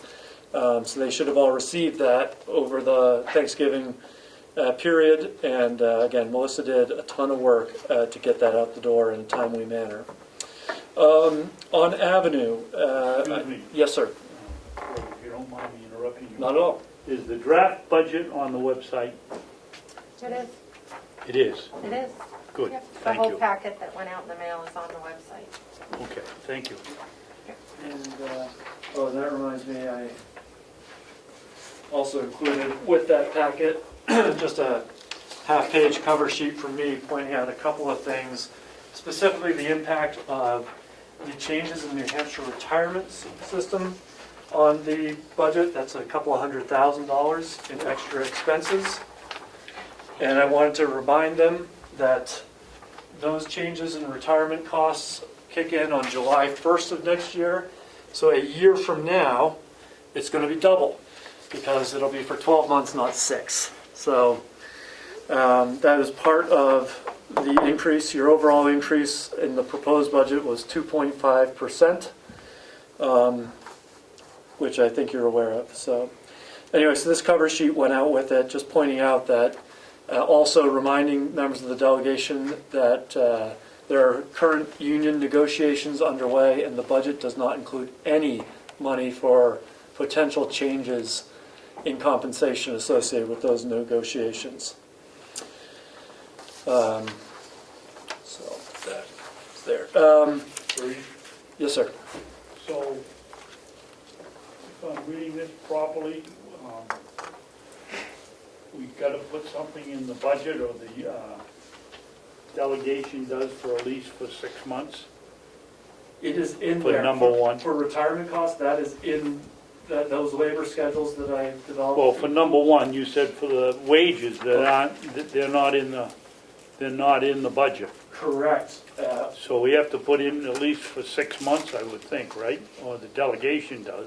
Currently, their rates are the same for the whole 12 months. So, you know, whether their contract changes on April 1st is going to be an issue that the delegation is going to have to consider. Okay.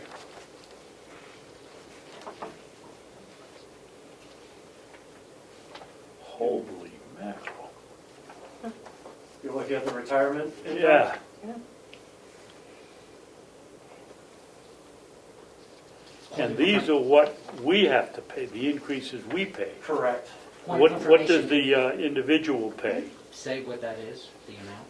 That's the New Hampshire retirement system. The rate for Group 1 is going up 26% from 11.17 to 14.06. You've got a copy. I've got a copy.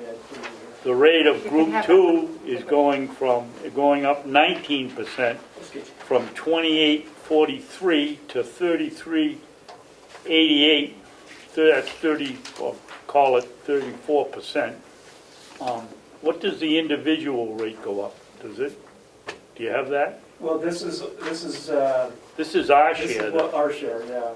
What's So the individual share? Don't they go up at all? I don't believe that necessarily changes. I'm not certain on that. Could you find out? Because I would think, I don't understand why it's all on the backs of the taxpayer to put the increase in. I would think some of it would come from the individuals. And It while this always doesn't- has. Well, this doesn't necessarily affect us, school districts and towns Everybody. are going to be looking at the same issue as Yep. they go through their budgeting process in the coming months. So this is not unique to Carroll County.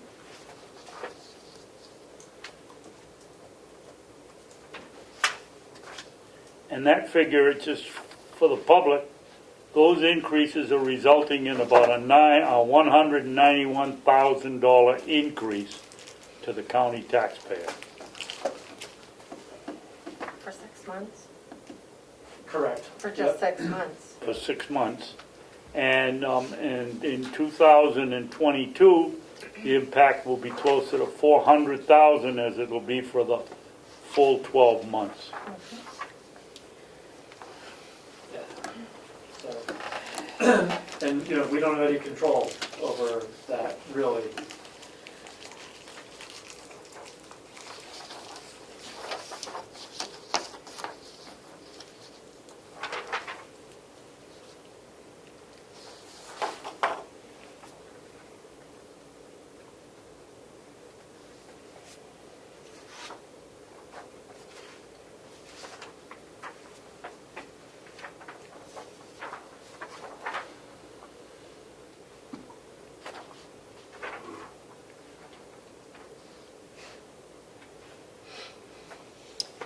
Madam Chairman, Yes. unless Ed's putting it up on his website, is it all right to read number 3 into the record? Pardon me? Yes. Personnel are our largest expense. Wages and related items, parentheses, Social Security, Medicare, and retirement, close parentheses, total nearly 13 million, or about 37% of the total budget. Payroll for the nursing home is nearly 5 million, and it's just over 2 million for the jail. Added insurance costs about 3 million. We are approaching half of the budget going to personnel. I think that's an important figure.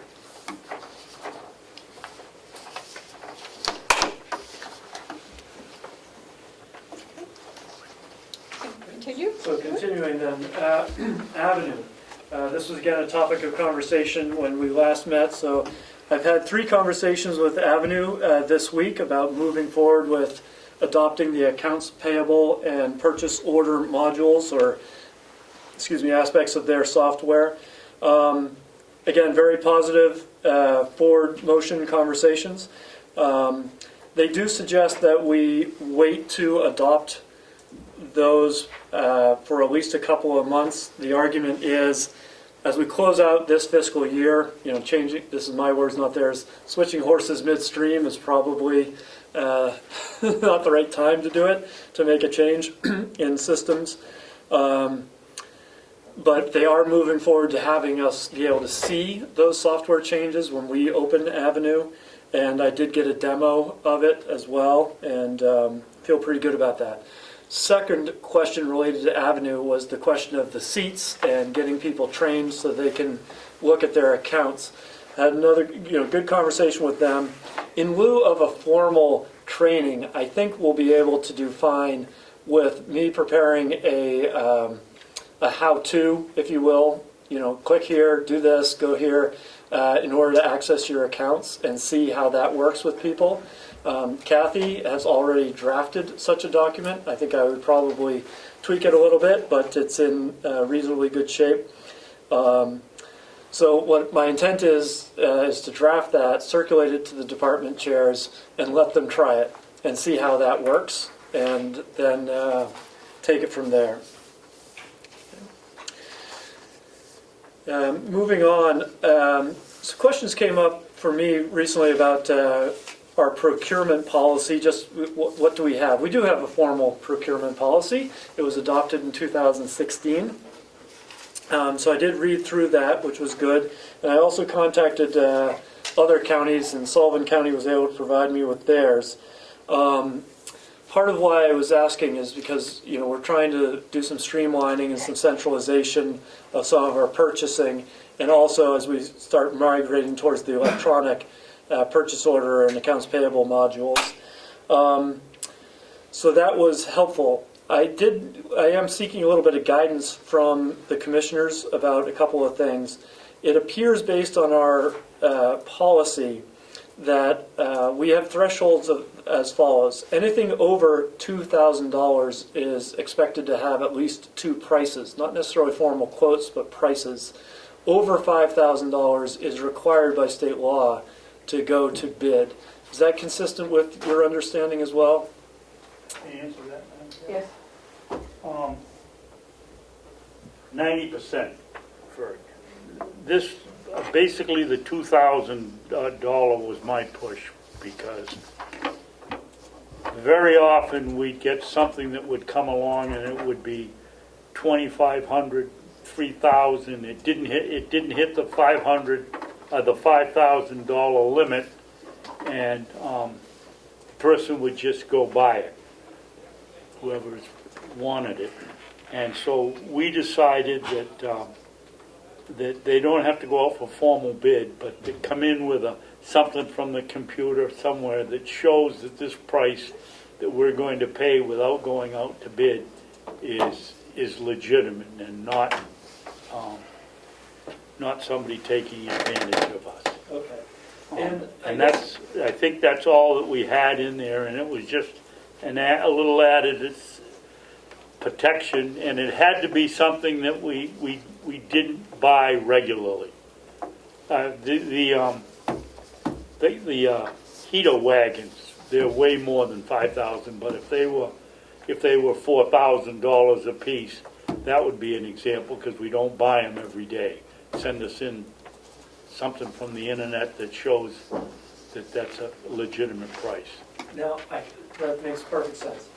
I think our policy is a little bit silent, I believe, on a threshold at which department heads can simply make purchasing decisions. I don't have a recommendation on this, but it seems to me as part of the approval process, at what level do you want to empower department chairs to say, look, an expense of X amount is entirely within your purview, does not need someone else's sign off before we go ahead and get that item. Do you have an opinion on that, or is that something that perhaps should be defined? Go ahead. Myself, I'm just going on my own personal experience. Even in top management, I was only allowed $5,000. Anything over that, I had to go to the owner. And that doesn't have this, but I think that we should, as department heads, have some kind of a limit. I hate to sound cheap, but I would think if they buy something that's going to be over $500, we should just be aware of it. Or $1,000. I mean, I'm. Well, I think, Terry, there's being aware of it and giving permission are two different things. Yeah. We're never, the only awareness we get of it is when we sign the Sign the bill. bill. Right? My own opinion is that we should have some kind of a stopgap measure between 5,000 and 0, or 2,000 and 5,000.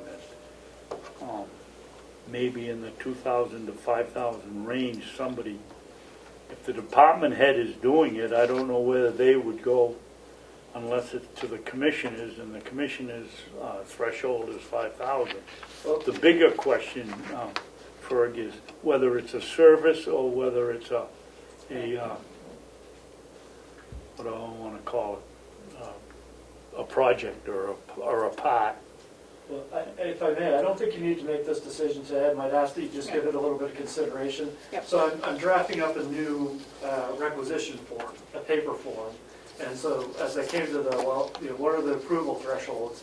My sense is that it should be a department head has to approve something and somebody from finance has to approve it. That is to say, before a check is cut, because as you mentioned, it doesn't show up to you until the check has actually been cut. And it seems to me that a department chair should have a certain amount of leeway and discretion, up to a certain amount, that it's not up to the finance department to say you can't get that.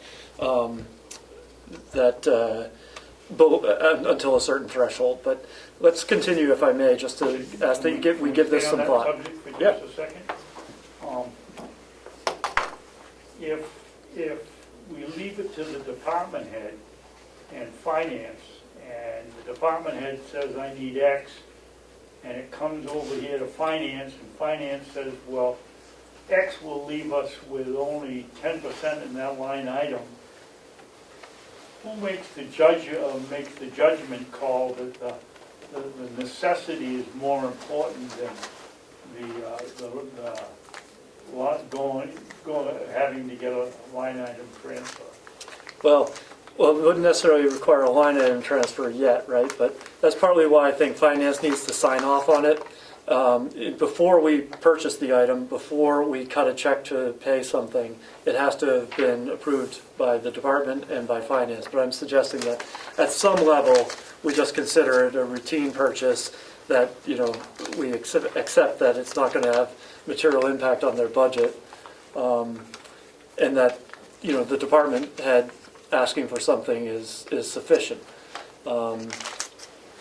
So again, if I may, just suggest that we all give this a little bit of thought and maybe define this as we move this process again towards automating it, centralizing it, and moving it to online with Avenue.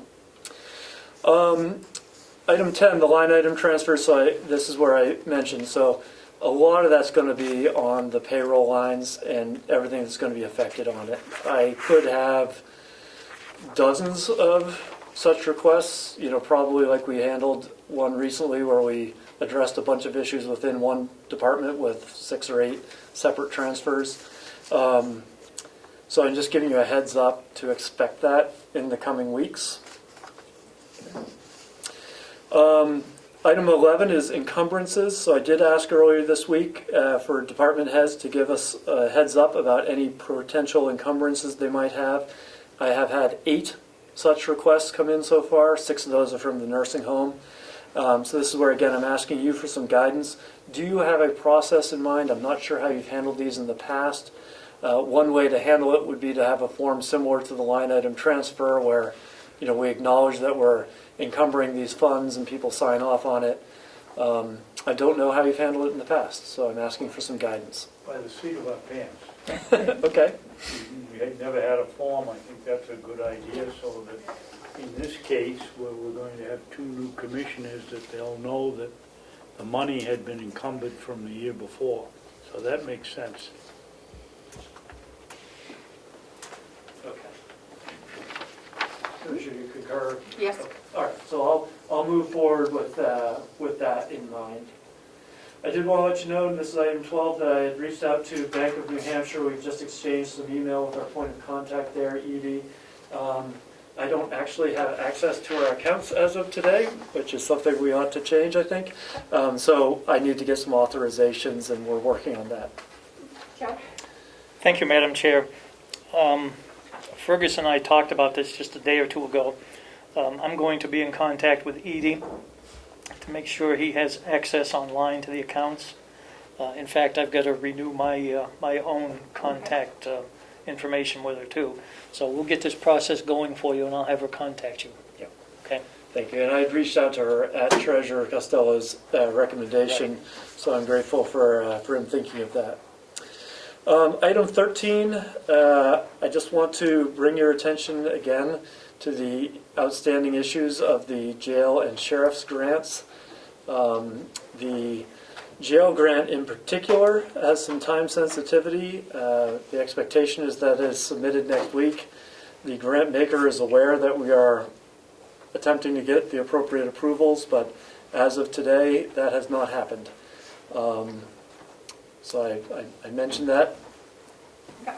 I will, I already talked to Ed about getting a date, and if we could do it on Friday, would that be, so that you'll have the information for delegation on?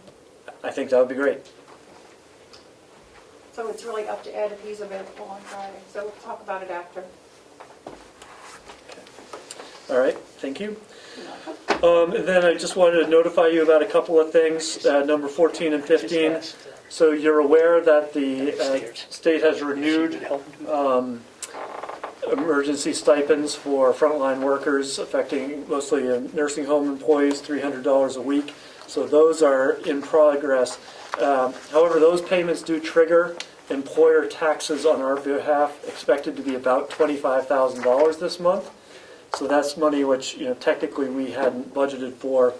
There may be some state funding to cover this, because obviously it affects a lot of organizations, but that is not certain at this time. So it is possible we may incur that expense. It's possible we may end up getting reimbursed for it in the next fiscal year. I don't know yet.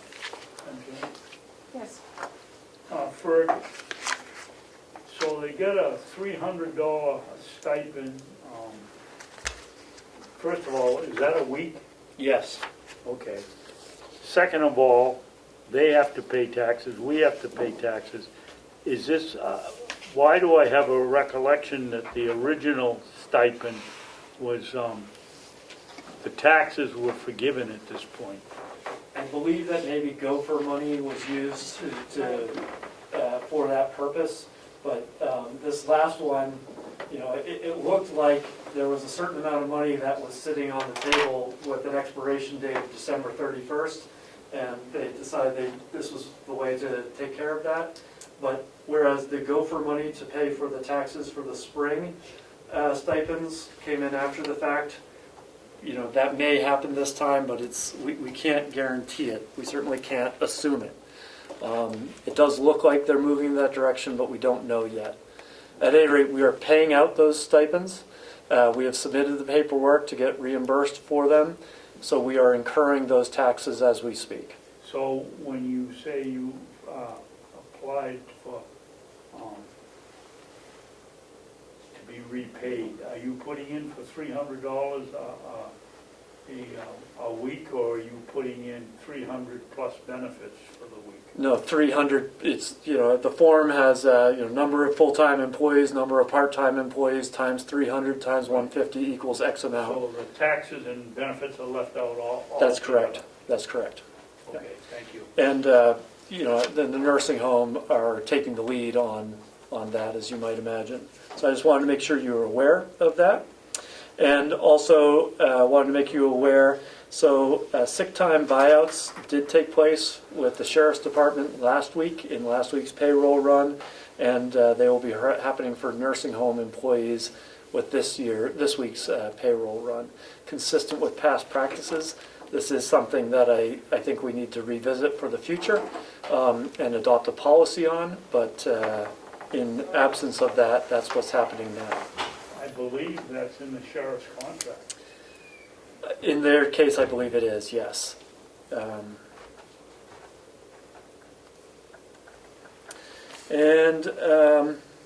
Just looking ahead here, capturing the November snapshot on our budget in advance of the delegation meeting on Monday is my top priority this week. Then moving to addressing those salary shortfalls and surpluses and what we need to do for that would be next. And also, just number 10 down there, I do want to reach out to our new auditors to get the ball rolling on that process, as it looks like we can see the finish line on 2019. And that is my report. Okay. Good. Madam Chair, thank you. May I ask Fergus a question? You may. Fergus, just want to double check. I think it was item number 7 about the avenue updates or something. Yep. And the chairs or the seats or what have you. This is something that I've been looking for well over a year. And I guess my question is, how soon will we know, and how soon can we get started on some training on this so that we're not walking into this blind? Yeah. It might do well to get at least the manual, so to speak, or whatever you're going to call it, in advance, and we can study that before we try to actually go computer to it. So in talking with them over the last couple of days, I really think we don't need to do a formal 4-hour training session for the people who need access. I think most of them just need access to be able to look at what their actual expenses have been in terms of the avenue system. Mm-hmm. And to do that, it's really, follow these 10 steps and you'll be able to produce your report. And so if I simply type up a sheet that says, log in here, click on this, change this to this, and click go. Here's your report. Oh, and here's how you make it into a PDF so you can read it. That will probably cover almost all of what people really need. So my intent is to produce that, distribute it to the department heads, let them try that, and if they have further needs, then we can continue the conversation. So if I may, a follow-up. While the department heads certainly should have access, I'm more concerned about the commissioners and the treasurer, because in my opinion, there's a lot of things that we'd like to see. So I don't want us to be just limited to one thing or two things. I want us to be able to have complete access to looking at this stuff. Not that we can make changes, but I want us to have complete access so that we can look at this stuff. I come from a background of a second set of eyes isn't a bad thing. Nor do I come from a background of knowing everything either. But I think it's important that we have that access, at least at this level. And whether or not we need to share something, I have no objections to, but I do want to get this ball rolling. I do want to get some upfront information. I think I did mention to you that at one point I did find the manual, looked at it for one night, and realized there's a wealth of information in there. And so I'm not so sure a training session is not a good idea, but that's just my humble opinion.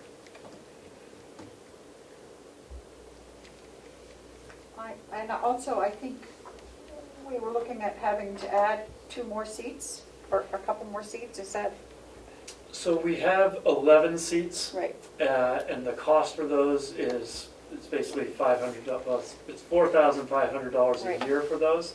We could add additional seats if necessary. Because I know that the ones that are on there now don't include the treasurer, no. And the commissioners, no, whether we can use one seat, the 4 of us, I think we can if we have the same login. I'm not positive, but would you check on that to make sure? I will. We've had quite a bunch of discussion about that, and we Yeah. still haven't got a clear-cut answer. Well, Because the- it's not like, I don't think the commissioners are going to be on it all the time, but it might be nice if we have a question that we can log on and look without having to bother someone, and I know that the treasurer would like access to that. I say you should have it. I know this has been stalled for at least 6 Yep. months, so the conversations this week get it unstalled. Okay. So I think we'll at least get this ball Yep. moved in the next, literally in the next Thank you. week to 10 days, and we can continue moving it as needed after that. Great, thank you. Okay. Do you have anything else for us? I do not. Okay, do you have a non-public today? I don't think so. Okay. Okay, what else? Let me see, where are we? What's next? So, that's all. Melissa's done hers. Oh, wow. We're, to media questions. Yes, Madam Chair. At Comeau, GovernmentOversite.com. You also purchased a purchase ordering part of the software. Are you going to consider creating a purchase order committee so everybody's on the same page? And how will the purchase order system be handled? How are you going to train people? Thank you. Mr. Cullen, would you like to answer that? Sure. So my intent is to start to streamline and centralize our purchasing, with the exception of the nursing home, which has the size and the staff and the capacity to do their own and the needs. So this is partly why I first drafted this new requisition form this week, and the idea is to move this to a paper system initially, and then migrate it to the Avenue software with the new purchase order module, probably over the coming couple of months. So I would say I've got it in beta mode right now. So I started using this new form internally over the last week. We have a department heads The monthly call is tomorrow, so I want to run it by the other department heads at that time. And I think we'll probably make some adjustments as we start to implement it. So that's why I say I consider it in sort of beta form right now. We want to make sure it's meeting the needs of our departments. Some of that, and also that they still have the ability to take care of things that they need to take care of in a timely manner, which has been a concern some of them have expressed. David? Yeah, thank you. And this is my own opinion. Number one, the nursing home has enough volume to have their own purchasing agent, which creates two problems. Number one, the biggest one, is how to get other departments to work with Seth in making up his purchase orders in quantity. That's the first one. The second one is, should we have a point person in this building for all purchases and one in the nursing home?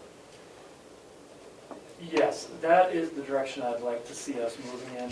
One of my observations over the last couple of months since I arrived is some of the challenges and inefficiencies and errors that we've had are a too many chefs issue, in my opinion, that we have 12 different people doing the same task only a couple of times. And so we also have this paper inefficiency. Somebody orders something, they pay for this credit card, the paperwork then comes over here, and someone else has to match it up, and we end up paying the bill. And instead, if we centralize that, all the paper side of it, the backup, it stays in one place. So that is the direction I'd like to move in, where basically the nursing home handles their own things, and that we probably have a centralized purchasing office within the finance department who does most of that. It would probably be combined with the bookkeeping role, as I envision it.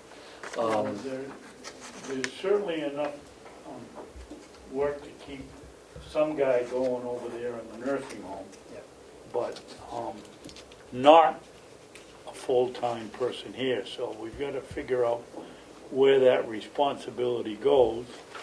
And as I look at it, I would think it would be in the finance department, but they're overloaded too. Maybe it's, you got to have somebody with some experience in it.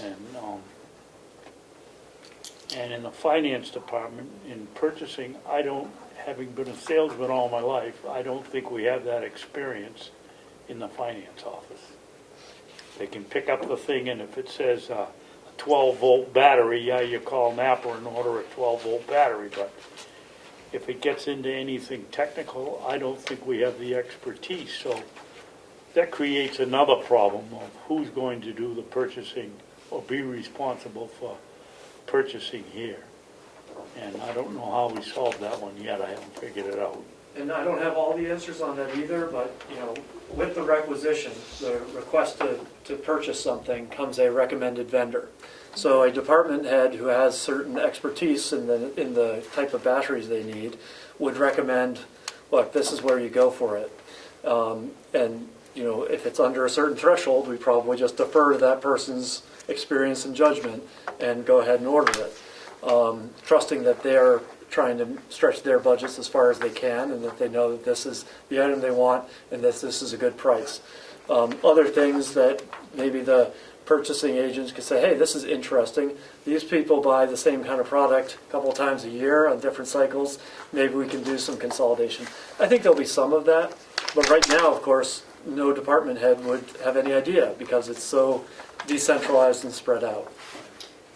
I personally would like to cut down on the credit card usage.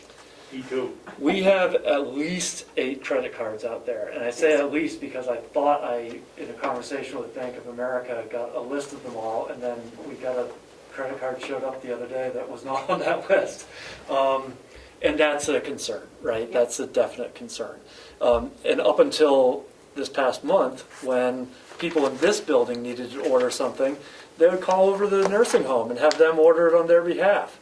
I thought finance does not have a credit card? As of this past month, we now have one that is in my name. We added that Okay, so account. it's in your possession. It is. So if the commissioners need something, Yep. we use that. If finance, if HR needs something, we do that. And we can stop this practice of, this department needs copy paper and they call the nursing home to get it.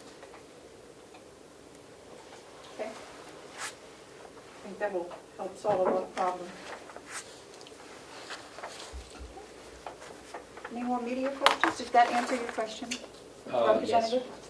It speaks to the fact there needs to be a committee, if that's up to the commissioners. My other question is, I still don't have my 91A request. Which one? The very easy one, the one which was the document stating the accounts that were transferred over to Avenue have been signed, that signed affidavit that Avenue wanted. What are you asking, Ed? The document the finance director signed stating that the proper account balances were transferred over from Avenue to Avenue. Do you have that? You mean when they went from, When it's transferred over? Yes. Do you have that 91A request, Melissa? I do. Okay. And what's the when hold- was it? Yeah, When was it? when was it and what's the holdup? It was verbally in a meeting 2 meetings ago, Okay, I believe. Approximately. okay. And where are And we? as for the holdup, if you'd like to talk about that in non-public, I'd be more than happy to. Okay, we will do that. Thank you. Madam Chairman? Yes. And I'm not trying to avoid your question, Ed, but don't 91A requests have to be in writing? No, they do not. They do not?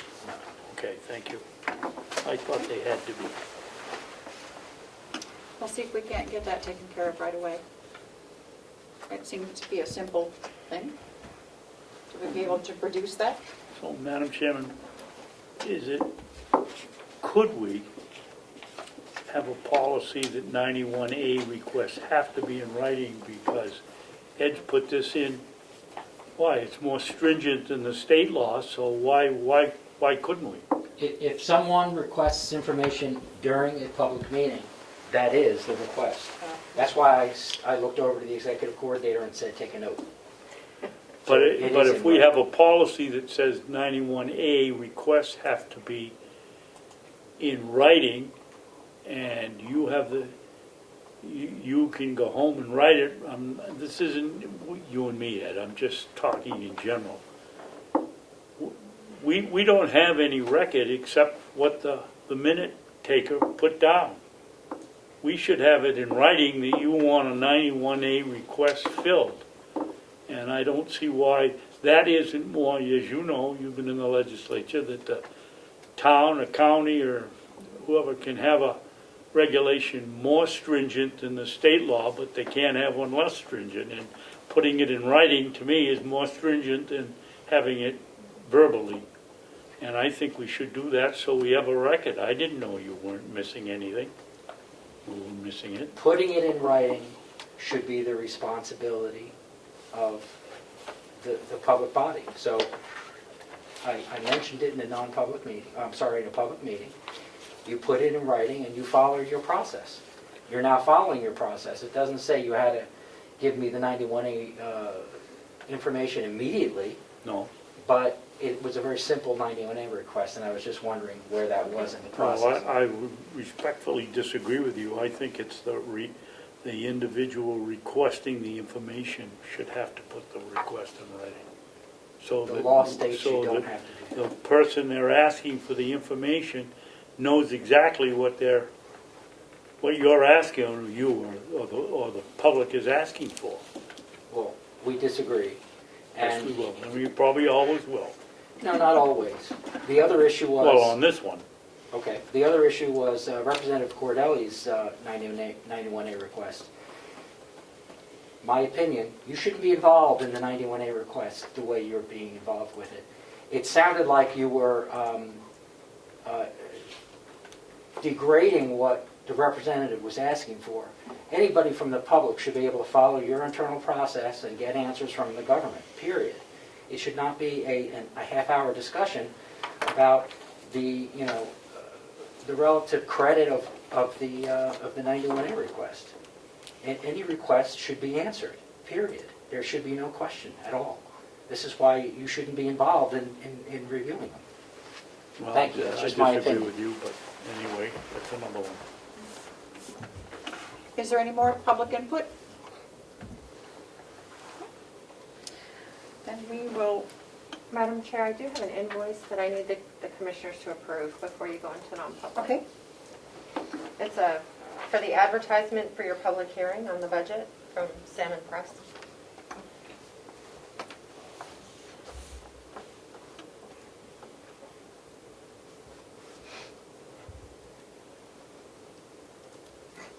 Jim, yes. this is an invoice. Why are we putting it in the Coos County Democrat in Berlin? So when you advertise in the Salmon Press papers, that the classified section is the same for their whole family of papers, so it would go to all. So the Meredith, the Granite State News, the Carroll County Independent, the Coos, their whole, it goes, the same classified section goes in all of their papers. So that ad we ran is in all of the Was in all the papers. So papers. it's $70 for Yep. whatever number Yep. of papers they own. Right. And it just, they happen to give you the clipping from the Coos one, so. Okay, I'll make a motion that we approve. I'll second it for discussion. Okay, go ahead. And why are they chasing this? We're not overdue. We're not chasing it, it's just an invoice that needs your approval because you're the department head for the commissioner's office. Why isn't it in our regular weekly? Because we have to approve Because you haven't paid it yet. We haven't I paid need you to approve it so I can send it to finance to cut the check and pay it. So you'll Oh, probably okay. see it next week in the manifest or something. So, I don't have a problem with it if we No. put the ad in. I'll make a motion that we pay the Salmon Press. Okay, do you just want to initial it? I think we have to Yes, initial it. please, if you both could, that would be great, thank you. I'm sorry. That's okay.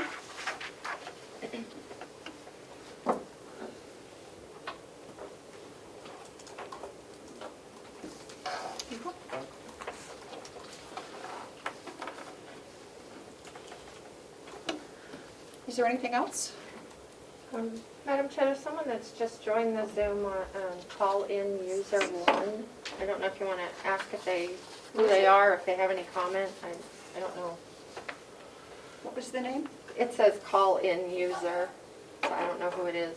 Someone on their phone. With the person who was on. Oh, Hello? it's Joe Haas. Could you please tell us your name? Good morning. Good morning. Yes, good morning. I've been listening in on Joe Haas here at Gilmanton. Yes.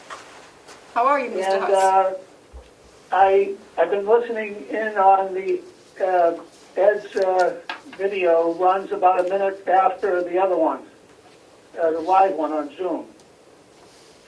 I was listening in on his media, but I didn't hear anything on public input. Are you on public input now? Yes, we are. Do you have a question? Are you any public input, Mr. Huss? Well, yes, I have a question and a comment. The question, I'm sorry I didn't listen in on the 9 o'clock one for Hale's location. And the question is, have you received the DRA tax rate from them on the local education or what is it? Local.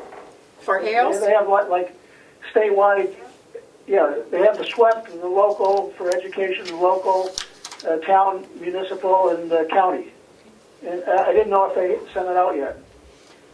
If you, And our treasurer has the answer. Mr. Haas, it's Joe Costello, County Treasurer. Can you hear me? yes, hi. Hi, how are you? Your Yes, question hi. is about the tax rate for Hale's location? Yes, and before you answer, talk, I do understand. I was listening this past spring, and you actually have a negative tax rate on the local. I'm sorry, a negative cash rate? Find a municipal. On the local, our Conway schools, we don't have a tax rate. No, we don't. No. Mr. Haas, just so I can clarify and I understand what you're asking.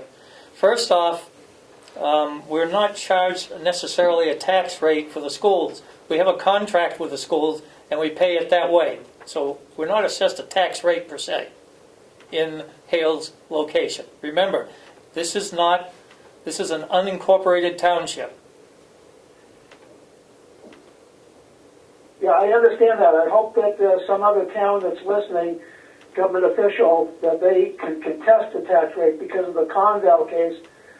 2019-500 is still ongoing. There's supposed to be no more downshifting of this to the local level, or the lower level, meaning the county. I understand, Mr. Haas.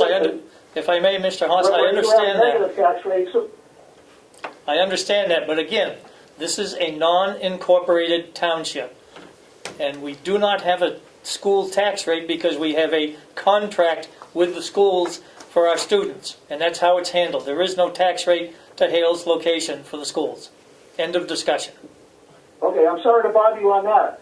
And my other point that I want to make, one of two, number two of two here, is on the conversation I just heard on the 91A of having a policy to make it stricter than the state statute. I'd like to just give you an example of, I tried that at the town level.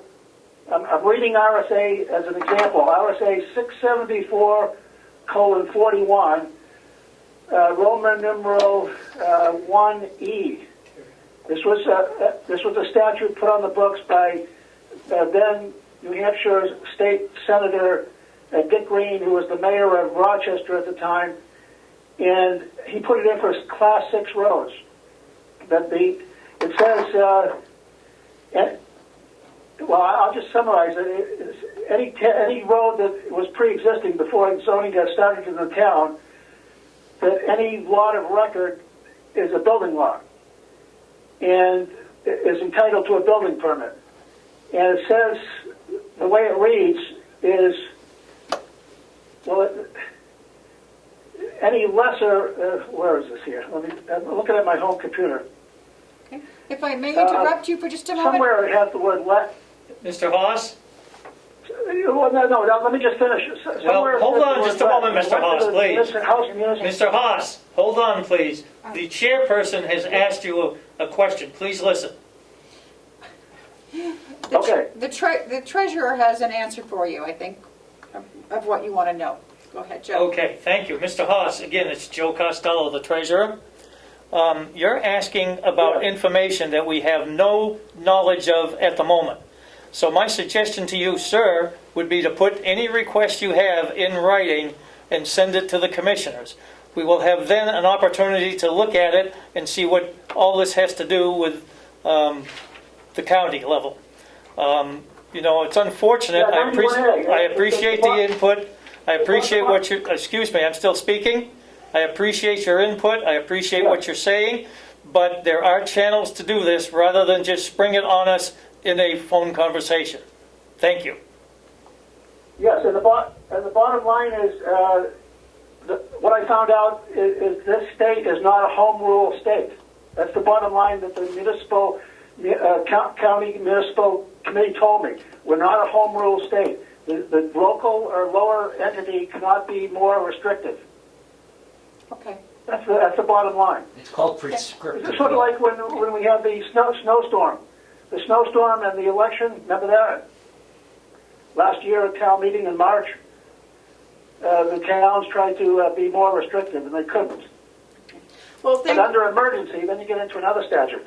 But I don't want to get into that now. Thank you for listening. Thank you very much for your input.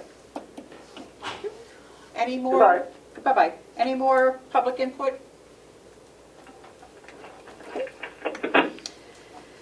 Okay, we will now go into Non-public. non-public. Now, I need to know, where's Sister Scripto? She's coming back and tell us what we got I think what's they were going here? all A, I believe, or 3. You think? Yes. Okay. I'll make a motion that ends, how many sessions? 3? 2 more.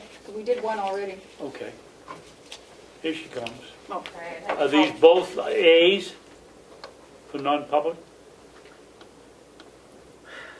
I think. No. Okay. The registrar would be. The registrar would be C. Be what? C. C? Yep. Okay. And the superintendent would be A. Yeah. Think about it. A, okay. Here we go. I'll make a motion, we go into non-public session, 2 non-public sessions. Session 1 is RSA 91 dash capital A, colon 3, Roman 2, parentheses, small c, matters which if discussed in public would likely affect adversely the reputation of any person other than a member of the public body itself unless such person requires an open meeting. This exemption shall extend to any application for assistance or tax abatement or waiver of a fee, fine, or other levy if based on inability to pay or poverty of the applicant. Session number 2 is RSA 91 dash capital A, colon 3, comma, Roman 2, parentheses A, the dismissal, promotion, or compensation of any public employee or the disciplining of such employee or the investigation of any charges against him or her unless the employee affected, 1, has a right to a meeting, and 2, requests the meeting to be open, in which case the request shall be granted. I'll second. Just to correct you, Commissioner Babson, it's session 2 and 3. You already did 1. Oh, I'm sorry. That's okay. Okay. Thank you, Ed. Session 2 is C, and session 3 is jail. Thank you. Oh, Session 3 is A. A. A. I'll second. So we'll take a roll call vote. Yep. Commissioner Babson? Yes. Commissioner McCarthy? Yes. Thank you.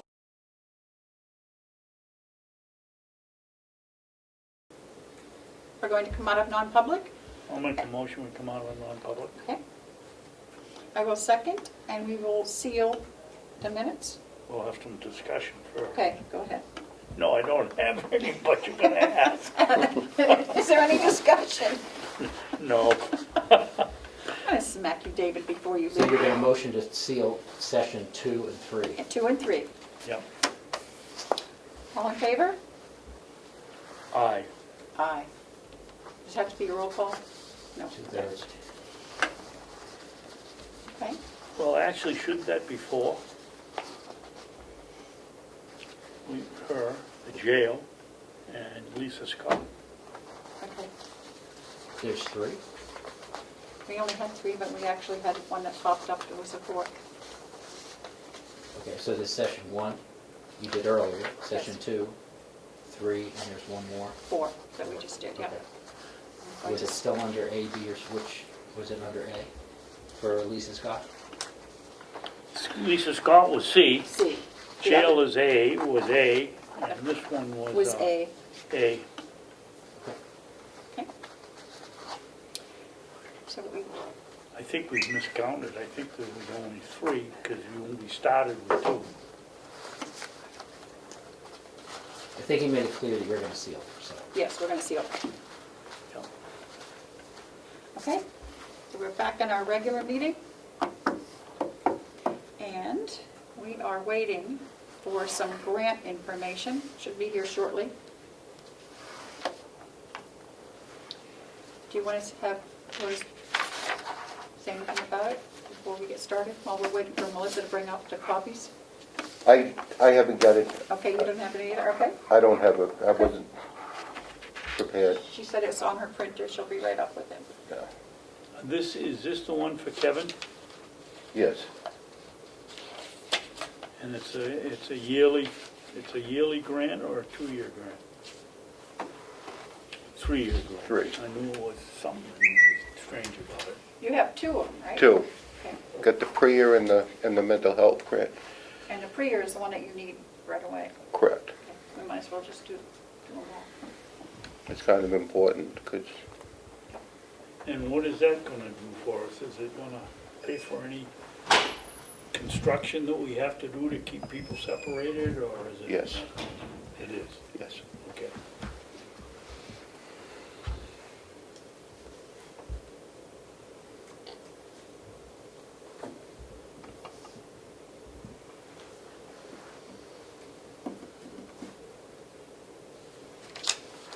So Madam Chair, if I can speak for a moment. You certainly may, So there's 3 grants you're going to be looking at. right? One is a PRIA grant, the other one is a sheriff's grant, which is for the data terminals. Is that correct? Yes. And what is the other one? What's the title of the other one for the jail? There's a PRIA and there's something else for the jail. It's the, Oh, you have those. I printed these two off for me, but I don't have the other one is, the title of the grant is the Justice and Mental Health Collaboration Program.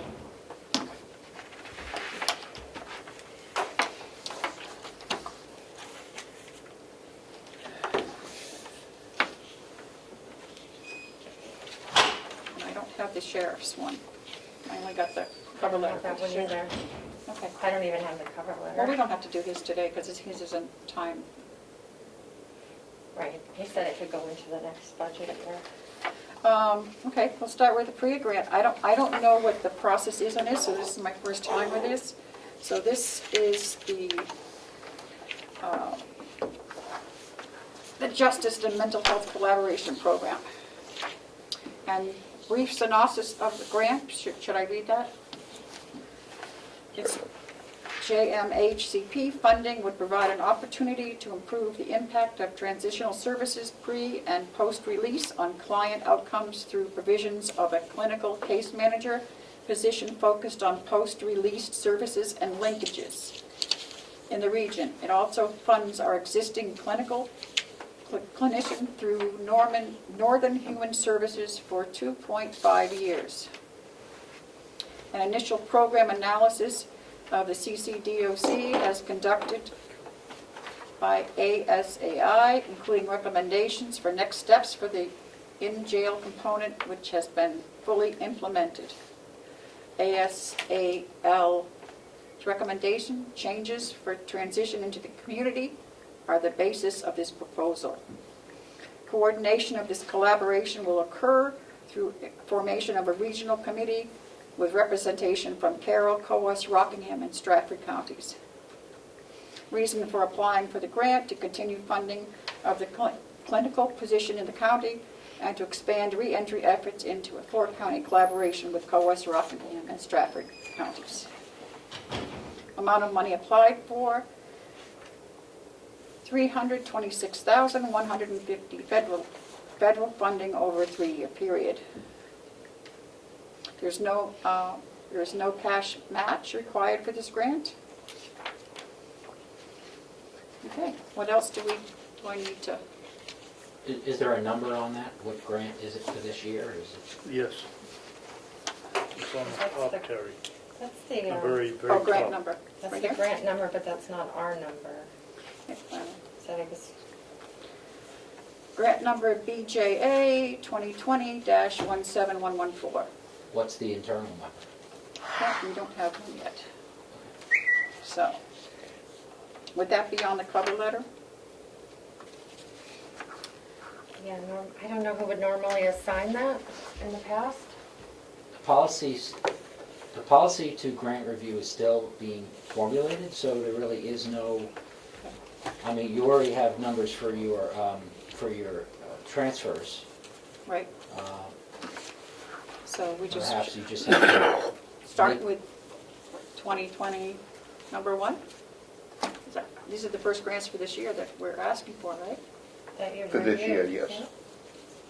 I would start it with maybe a G, so you know it's grants. Okay, And then that number should show up at the delegation, okay. so that report should be in their packet. So why don't we do this one as G What are we gonna call it? G 2020-17114. 20-1. 2020-1. Yeah. I have a couple of questions, Madam Chairman. Certainly, go ahead. Number one, this is a $326,000, or roughly $108,000 a year for 3 years. Is that split between Kuos, Rockingham, and Stratford County, or are we each getting it? You talking the pre grant? This one here, No, the this one here. the one we're just talking about. The mental health collaboration Yes. program. It's split between the 3 counties. Yes, but that figure is what we're gonna get. We're going to get the 326. Yes. Okay. So we will be getting $108,000 a year. Correct. And, okay, that answers that question. I guess that was it. I was wondering whether it was all 3 counties or just ours. And if it was all 3, of how they were going to split That's it our out. portion. That's our portion. Okay. And there's no cost to the county? That is correct. Pat, how much of that $108,000 a year goes to Kevin?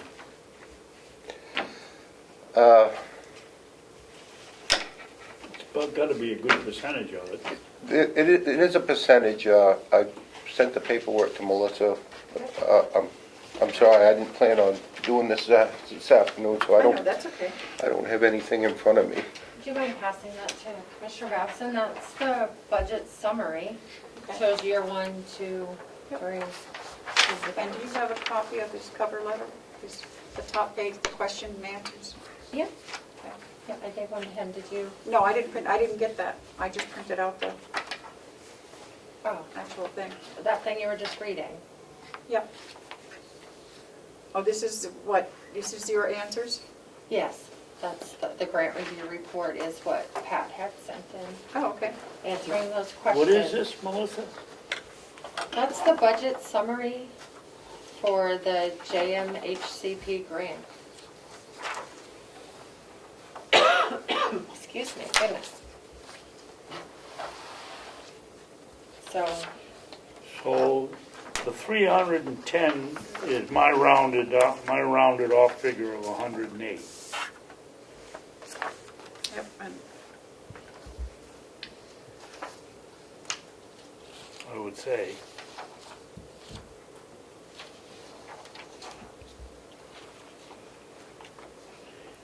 So we're paying over 2/3 to, if I read this correctly, 2/3 to Kevin? Kevin. No, I don't believe it's anywhere near 2/3. Well, it says personnel 2015, 215,000. And the workers that are over in the jail are paid by us, so who else could it be for? I'd have to see it. so. That paid for those person that replaced your Mr. Stoddard? Is some of that for the LATAC person that we have over there? Yes, Or the 2? okay, that makes more sense. Yes. So then it makes more sense. Yeah. yes, we'll be paying her salary for 3 years out from this. Okay, I see that, yeah. Okay, First that year, answers second year, that third question, year. Pat. Okay. Thank you.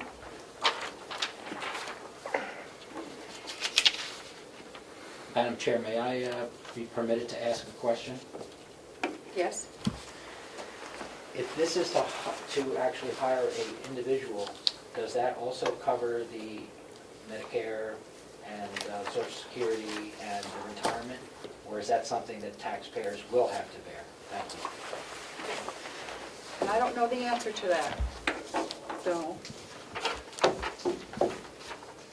Well, it says I have to fringe look. benefits, 160,000, and that's part of the 310, so Yeah. I would think it would come with a grant. I don't know how else you'd figure it.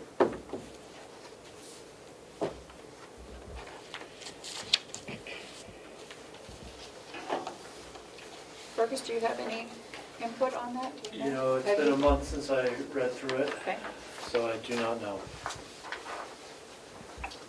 I'll get that answer for you. But we have budgeted for that position as if we did not have that grant, so you figured Social Security and all that stuff into that, right, Fergus? Yes, we did, yep. So it's just a question of whether it's covered by the grant or if we're gonna pay. Okay.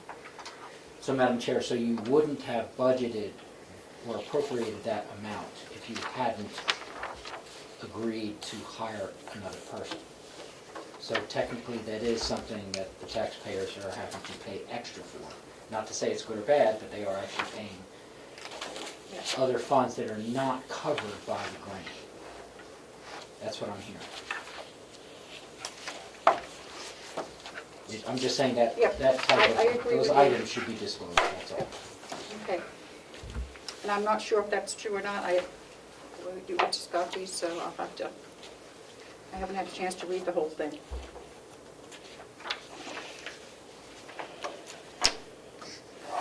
Okay, so what's the other one? Priya. Okay.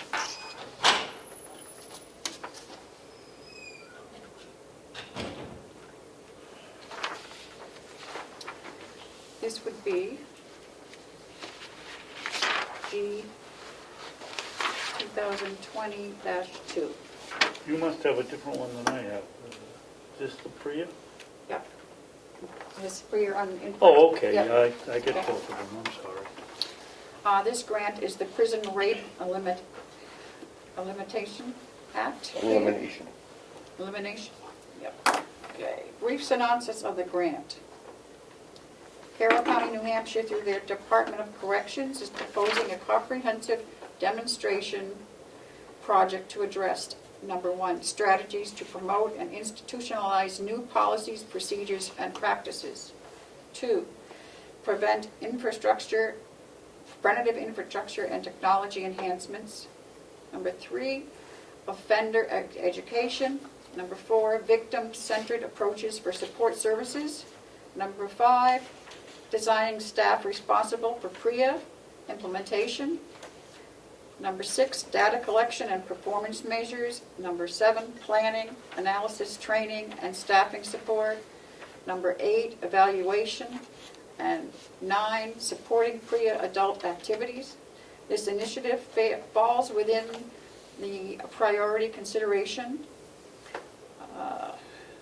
Number 3, of conducting a review policies, procedures, and practices in their confinement facilities and related work programs, identifying gaps, challenges, implementing needed enhancements, working collaboratively with the courts, prosecutors, Office of Corrections proposes to conduct a comprehensive review of sexual abuse investigation policies, procedures, and practices in confinement facilities, identify gaps and challenges related to the investigative process, implement needed enhancements, and work collaboratively with courts, prosecutors to increase the number of cases of sexual abuse that are referred for prosecution and successfully prosecuted. The goal of the project is to enhance a culture within the Carroll County criminal justice system adhering to the principles of an environment free from sexual harassment and abuse. The amount of money applied for, $96,220 over 2 years. There's no cash match.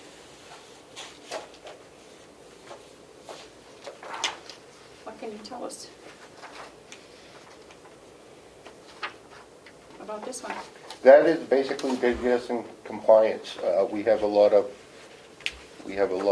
areas that, so to say, blind spots. This will allow us to install 18 more cameras. Okay, so this is for equipment? Yes, to bring us in compliance so we can still house inmates from other facilities.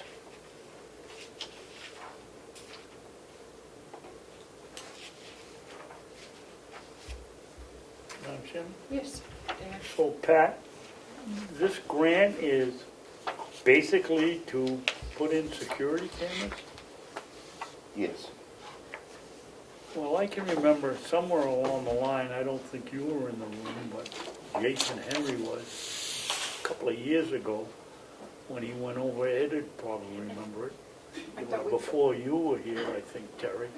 And we went over all of the Prius, what appeared to be infractions on our part of the Prius regulations, and we were going to have to bring our facility up to date on, I don't know, the juveniles had to be out of earshot of adults, and there was a whole list of things, and none of those are covered in this grant? Oh, yeah, that's gonna cover a lot of things, but mainly it's equipment The equipment, okay. that is needed where we don't have it.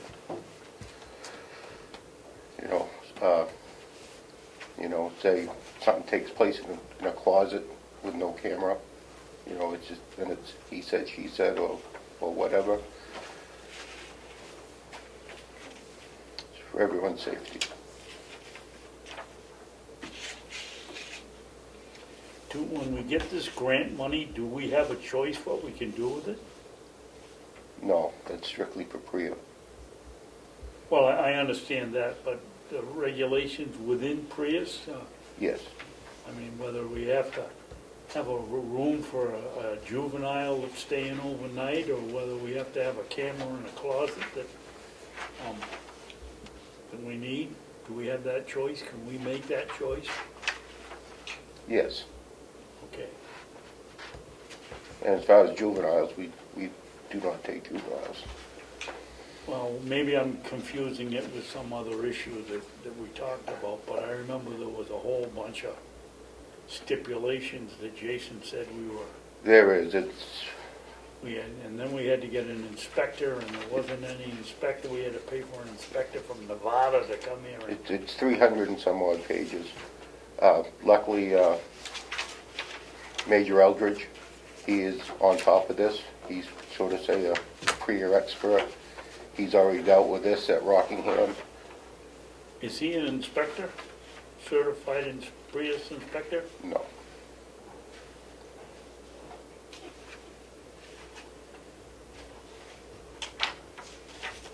And there's no additional cost to the county.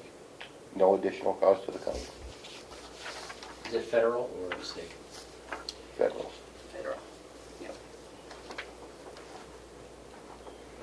Well, there is obviously going to be some cost to the county because these cameras are gonna break down, and we're gonna have somebody come and fix them, and we'll have to pay for that. But for the original equipment, no, there is no cost to the county.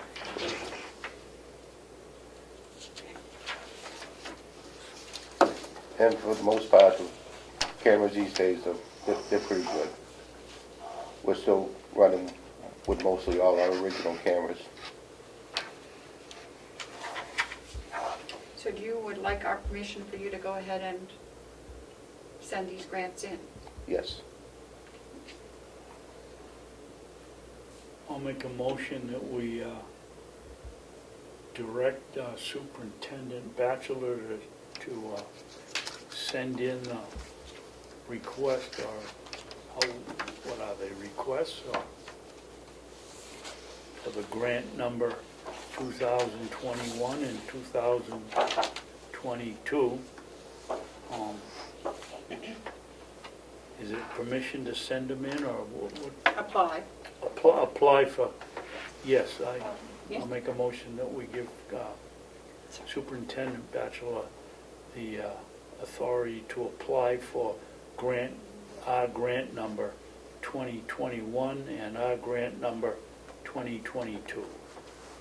I will second for discussion. And Melissa, you had something? I'm looking at the JMHCP grant has already been awarded to the county in the amount of $326,150. So it was already applied for and granted, so. So that just has to go to the delegation for them to accept the money. Basically, everything's done. It's just has to be approved by the... Okay. whatever process you follow. So the PRIA has not been sent in and approved yet. Yes. And I don't have an approval letter to show you for that Okay. one, but if you want to see the approval letter, I printed it off. No, I think you should put that in the packet for the delegation, right? Because they have to make the final approval to accept the money. So can I change my motion and drop number 1 out of it? Yep. It's still open for discussion, right? So you can, I'll withdraw my second and you can, Let's drop number 2020 number 1 okay, out of the motion. okay. Did you get that, Melissa? Yes, so by doing that, you're giving him the okay to apply for the second one? Yes. It has to be sent in, yeah. But you've already applied for both, It- and they've already both been awarded. I So what, thought you said just number 1 had been awarded. so I think Both maybe, of them. Everything is all done. Kevin Warwick, he is just waiting for the approval for these grants. From whom? Didn't we approve you applying for them to begin with? Yes. So now they've been accepted and we're back here approving the acceptance? That doesn't make sense. if you're accepting the grant award, or recommending to the delegation to, As far as I'm This is the concerned, we've affirmative done vote that. to go forward with the grant application. That is what we've been held up on. We haven't accepted the grant yet because we haven't applied for it yet. We've been waiting for your approval. Right, that's to apply for that it. was my understanding. Okay. So we have to leave that in, that second one in. I'm lost. I thought he just said that we've got the approval. No, that's what we're seeking today. to apply, but they've already applied and been awarded. Yeah. I'm So confused. what am I missing? Sorry.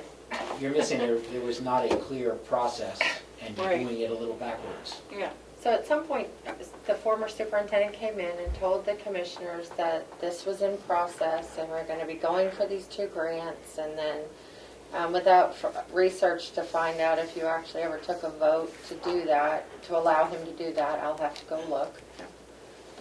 But he went ahead and had done it, and now it's been awarded. It's awarded. okay. So anyway, we've accepted it one way or the other. You didn't vote yet. Yes, I thought so. We didn't vote yet, but we will. And then it just needs to go to the delegation for their acceptance of the money. Okay? I think I have it straight. I think so. Okay. And then We from need what, that check. and then from what I understand is, just get a hold of Kevin and he pushes a couple buttons and You get the money. done deal. Okay. So all those in favor, say aye. Aye. Aye. Yeah, just in case. Okay. Do we have any other? Business? We still have the sheriff's. But I don't have a copy of that yet. I just have his cover letter. So, I don't know if that has any time constraints to it or not. If it's for data terminals and he already filled out his form, I don't see why it can't be done today. Okay. Do No, you I'm not- have that with you? No, I mean, this is all new to me, so, I don't have it, all I have is the revised budget number, the 34,000 and change, it's over there, that he had given you, that he was going to reapply because the first round, the money wasn't sufficient to do all of them at once. right. Do you want me to call him? I have it on here, somewhere. Let's see if he's here. I might have already gotten rid of it. Just call him real quick, see if he's here. You can come up.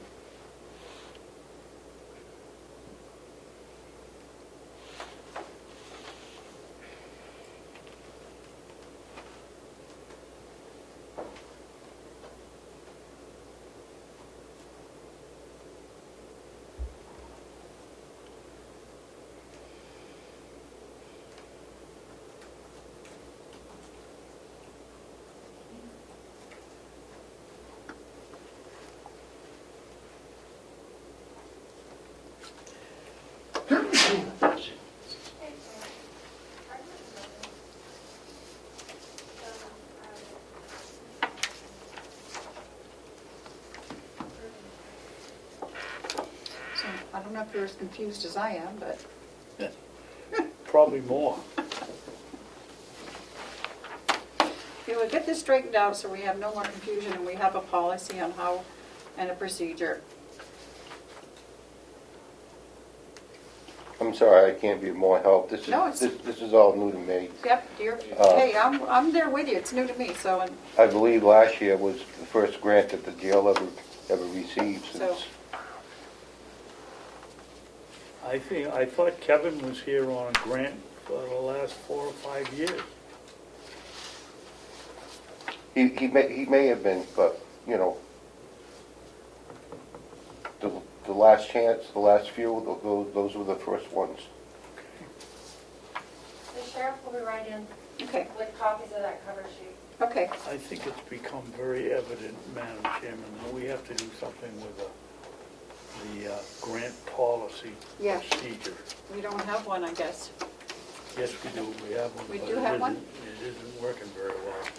We have to find it.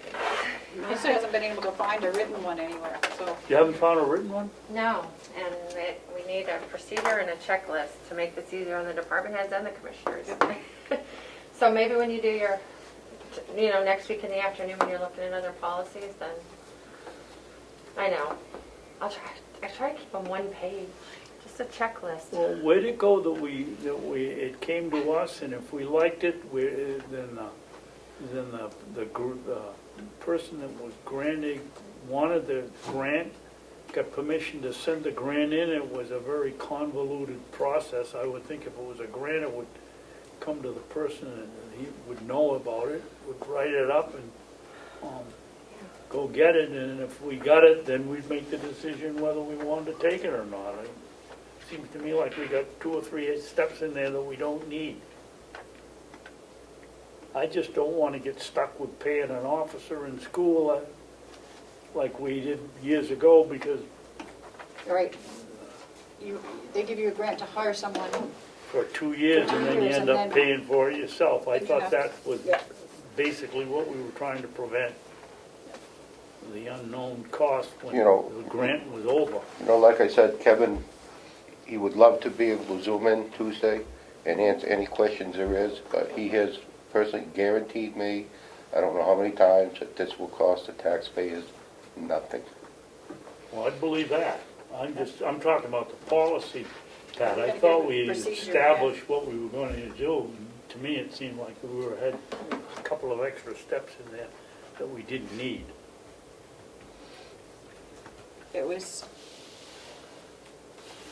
I thought, the way it was explained to me, was that the department head comes to us with the grant, and we give them, we look at it, we give them permission Yeah. after, well, it goes to the grant, see, No, afterward. No, it comes here first. Comes Yeah, here you're first. right. Yeah, and then it goes to the grant committee yes. to look at it, take a better look, and make the recommendation to the commissioners. Is that true? To go ahead and proceed, That's what I got out of it. and then you send in the application. And once it's awarded, then it goes to the delegation to accept the money. Is that Well, we have to accept it too, right? and then to the delegation. Right. Yes, that's exactly how I remember it, and I thought we made it a policy. So I think we just got a little confused here that that hadn't been done yet, but evidently already had been done. Well, there's no written policy, so the department head doesn't know they have to do that. I know. So we're going to take care of that. I have a checklist, so Well, we got a checklist. we all know. And the sheet that they fill out Yes. follows all the way through to the end. Yeah. That's easy enough.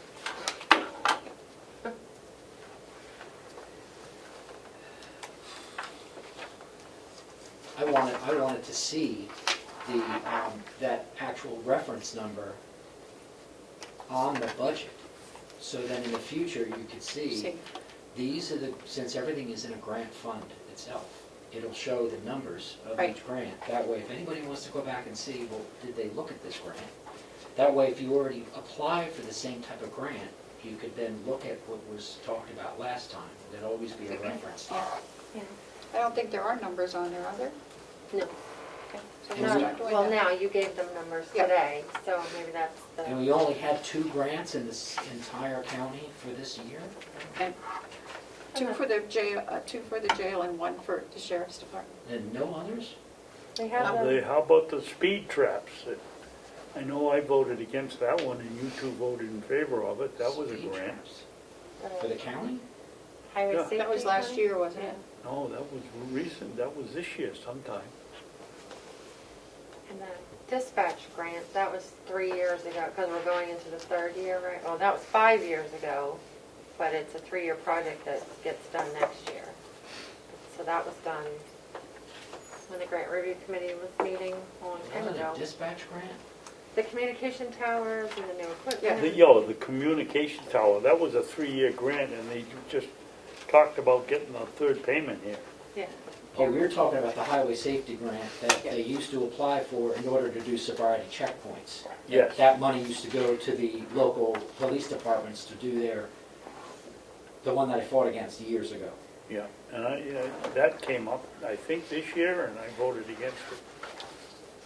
Well, there was a few years that the powers that be did not want it discussed, so they didn't bring it to you.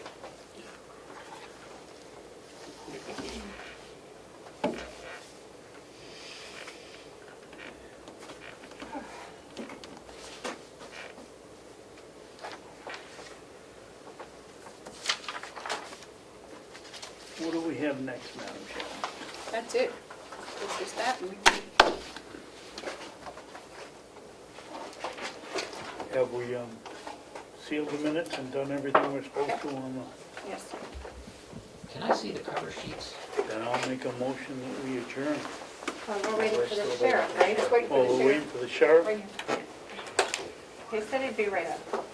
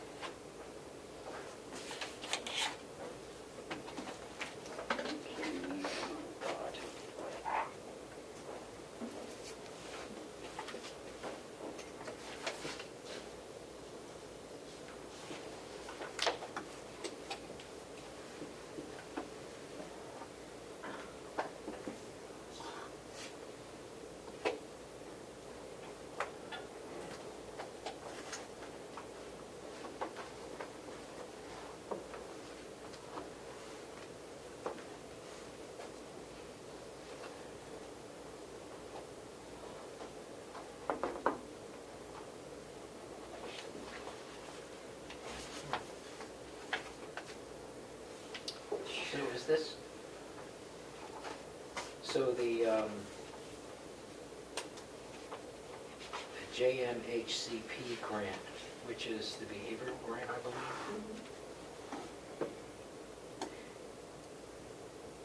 It says, this seems like a regional grant then. So this is money that's shared by The other 2 counties, the other 2 counties. Cowas and, So does this person go back and Co-op. forth? to the Co-ops. diff- Stratford and Rockingham. So that person travels from, and goes to different places, or just, like, is there going to be a separate case manager for each location? And this money hires just one for us? No, that, part of that money will pay for the mental health person that we already have. But you're not sharing that person with the other counties? No, Okay. 'Cause No. it says there is no impact. There is a clinical case manager shared by 4 counties in the grant. So the other counties are getting their own funds? yes. Okay. And it says, the grant, however, there is no commitment to fund this position moving forward, and we would not recommend doing so. So you're only going to keep this person for a certain amount of time and then not use them ever again? I don't understand that. Well, Just what it says on here. no, obviously, we wouldn't kick her to the side. I mean, we have been paying her. She's on staff now. What's that? She's a staff person She's now. on staff now. So this is just to help to pay half of it for as long as this grant is. As long as the, Okay. so for the next 3 years, the grant would pay for her salary. Okay, so it offsets what the county would normally pay Yes. themselves? Yes. Yes. That's my understanding. Okay. But as I say, I'm very confused. I don't know why, that makes sense. What are you confused about? About the process? Yes. So we're going to have make a process and a policy. Oh, yeah, So but this is a good first step. Because this could have been done really quick, Yep. and it will be. Yeah.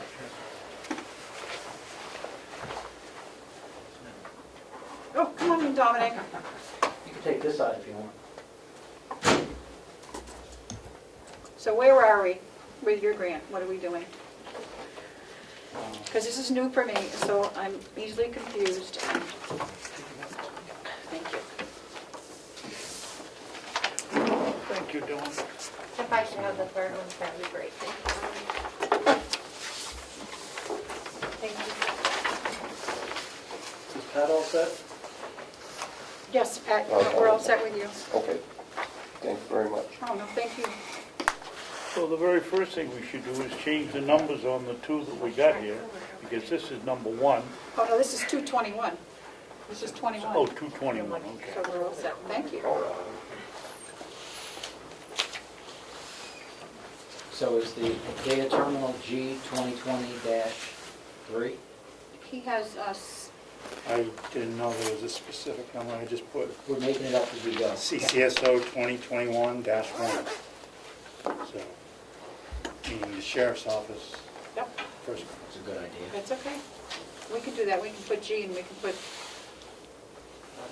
It might be a good idea instead of G, put, you've got the Carroll sheriff's County House of office, Corrections, yeah. Office of Corrections, that Yep. way you know where the grants I'll originate. cross that out and do it.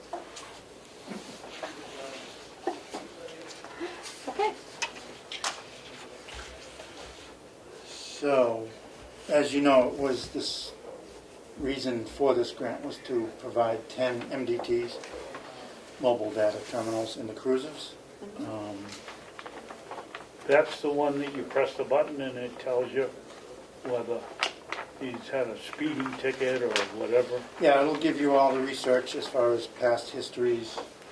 It'll provide a link into our database within the agency. And any linked agencies to us, which are most of the small towns now.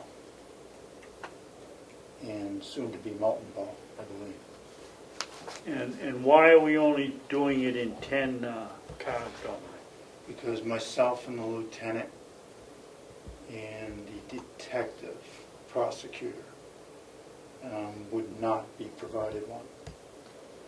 Just because of the amount of use, want to be there to make it practical.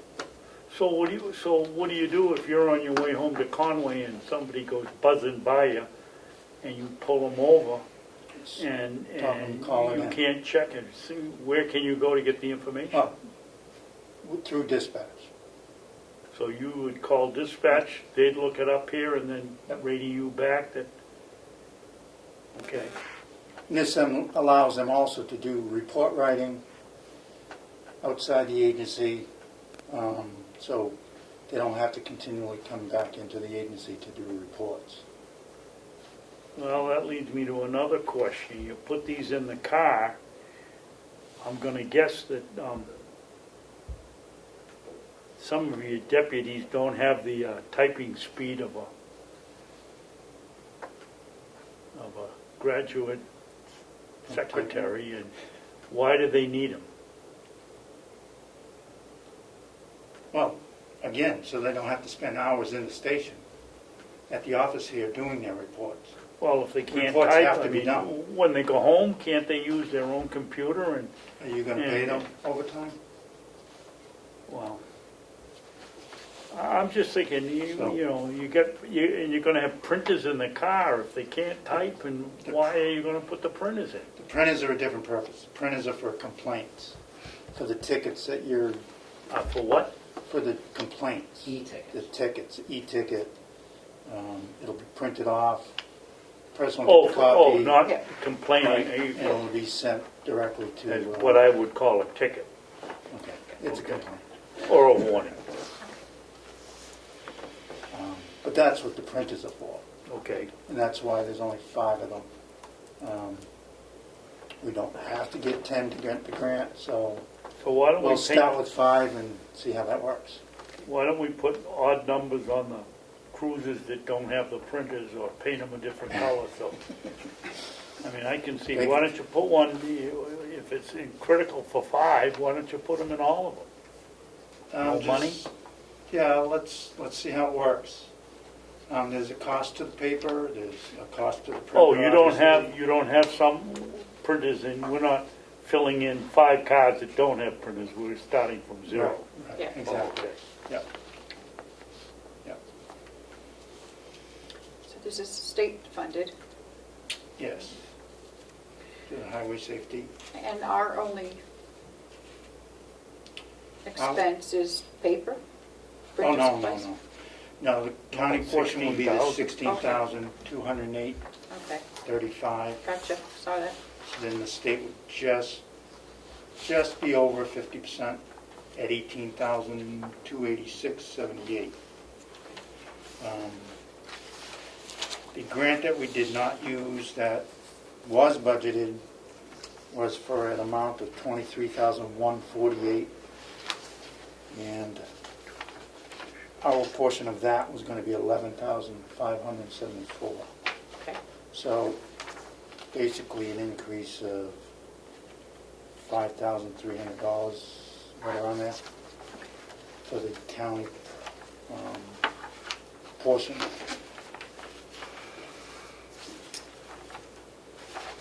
And this was after going to get them off the last grant. We found that the prices went up, and it just was not going to get us 10. It was probably going to get us maybe 7.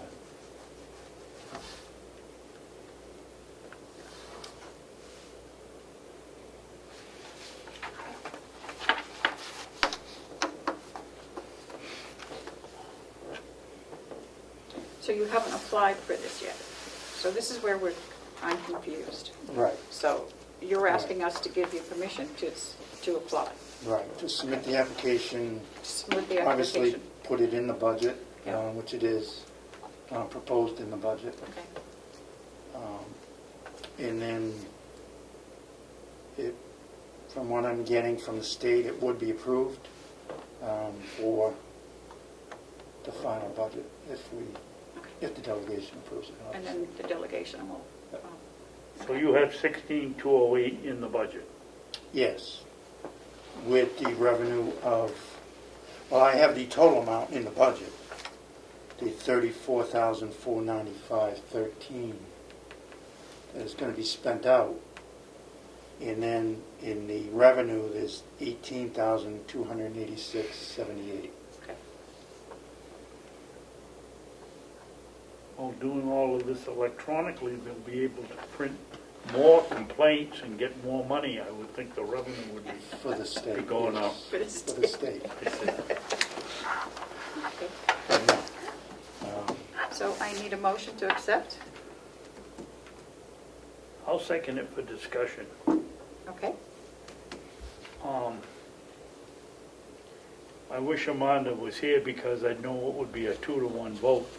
But I have a real problem personally and in Ossipee in that I live on a state road, and in 50 years I've seen one state trooper stop and put up his radar for 10 minutes.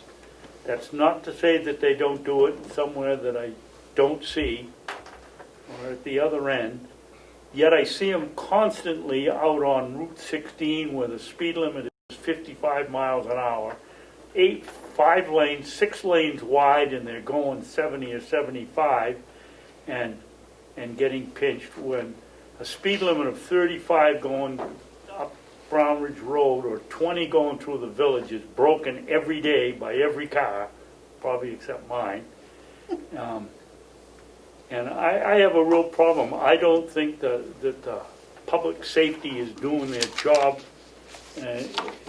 correctly or caring. I mean, why would you go out on a highway that it's safe to go 75 or 80 miles an hour and give a ticket when 45 miles on a back road that curves and nobody comes? I mean, 50 years to see one state trooper on the road. The road is in terrible shape. As Dominic will tell you, most people don't even use it in the winter because it's so bad. If it were only me here, or I'd vote no, but I don't want to be standing in the way, so I'll vote yes. But I really think there's a problem with how we manage speeding in this state.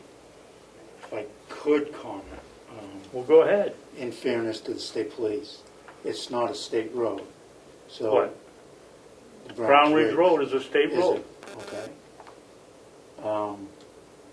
Most likely, they're going to be out on the major routes. Yes, they There's are. only a handful of them in Carroll County. Town of Ospey does have a police department, as we all know. So you most likely, and I know you have tried to push that button to get the local police department to do some more radar support on your road. So I would continue down that avenue more than the state police avenue. But Well, it's now more. with all this equipment, Tom, But you this- won't have to write the ticket. It'll come out electronically, so we This should is expect- more than ticketing. The e-crash is just a proponent, and we have to do so many printers to have a chance to get the grant. It's more important that the mobile data terminal, Right, the I computer, understand that. is there so that, again, we don't have deputies coming in like we did years ago and sitting at the computer printing out their reports. This information can be put right into that mobile data terminal, and it's uploaded automatically into the larger system. So it's going to save you time, money eventually, and it's also going to keep them out, hopefully doing what you're looking them to do. Well, like I said, if Amanda was here, I'd vote no, just to protest, but she isn't here, and I want to see you get your equipment, and I've had my chance to say my piece, so I will vote for it. Okay, all those in favor, say aye. Aye. Aye, Thank you. you're very welcome. So I think the only signature is needed by the financial. All right, I'll look it out there.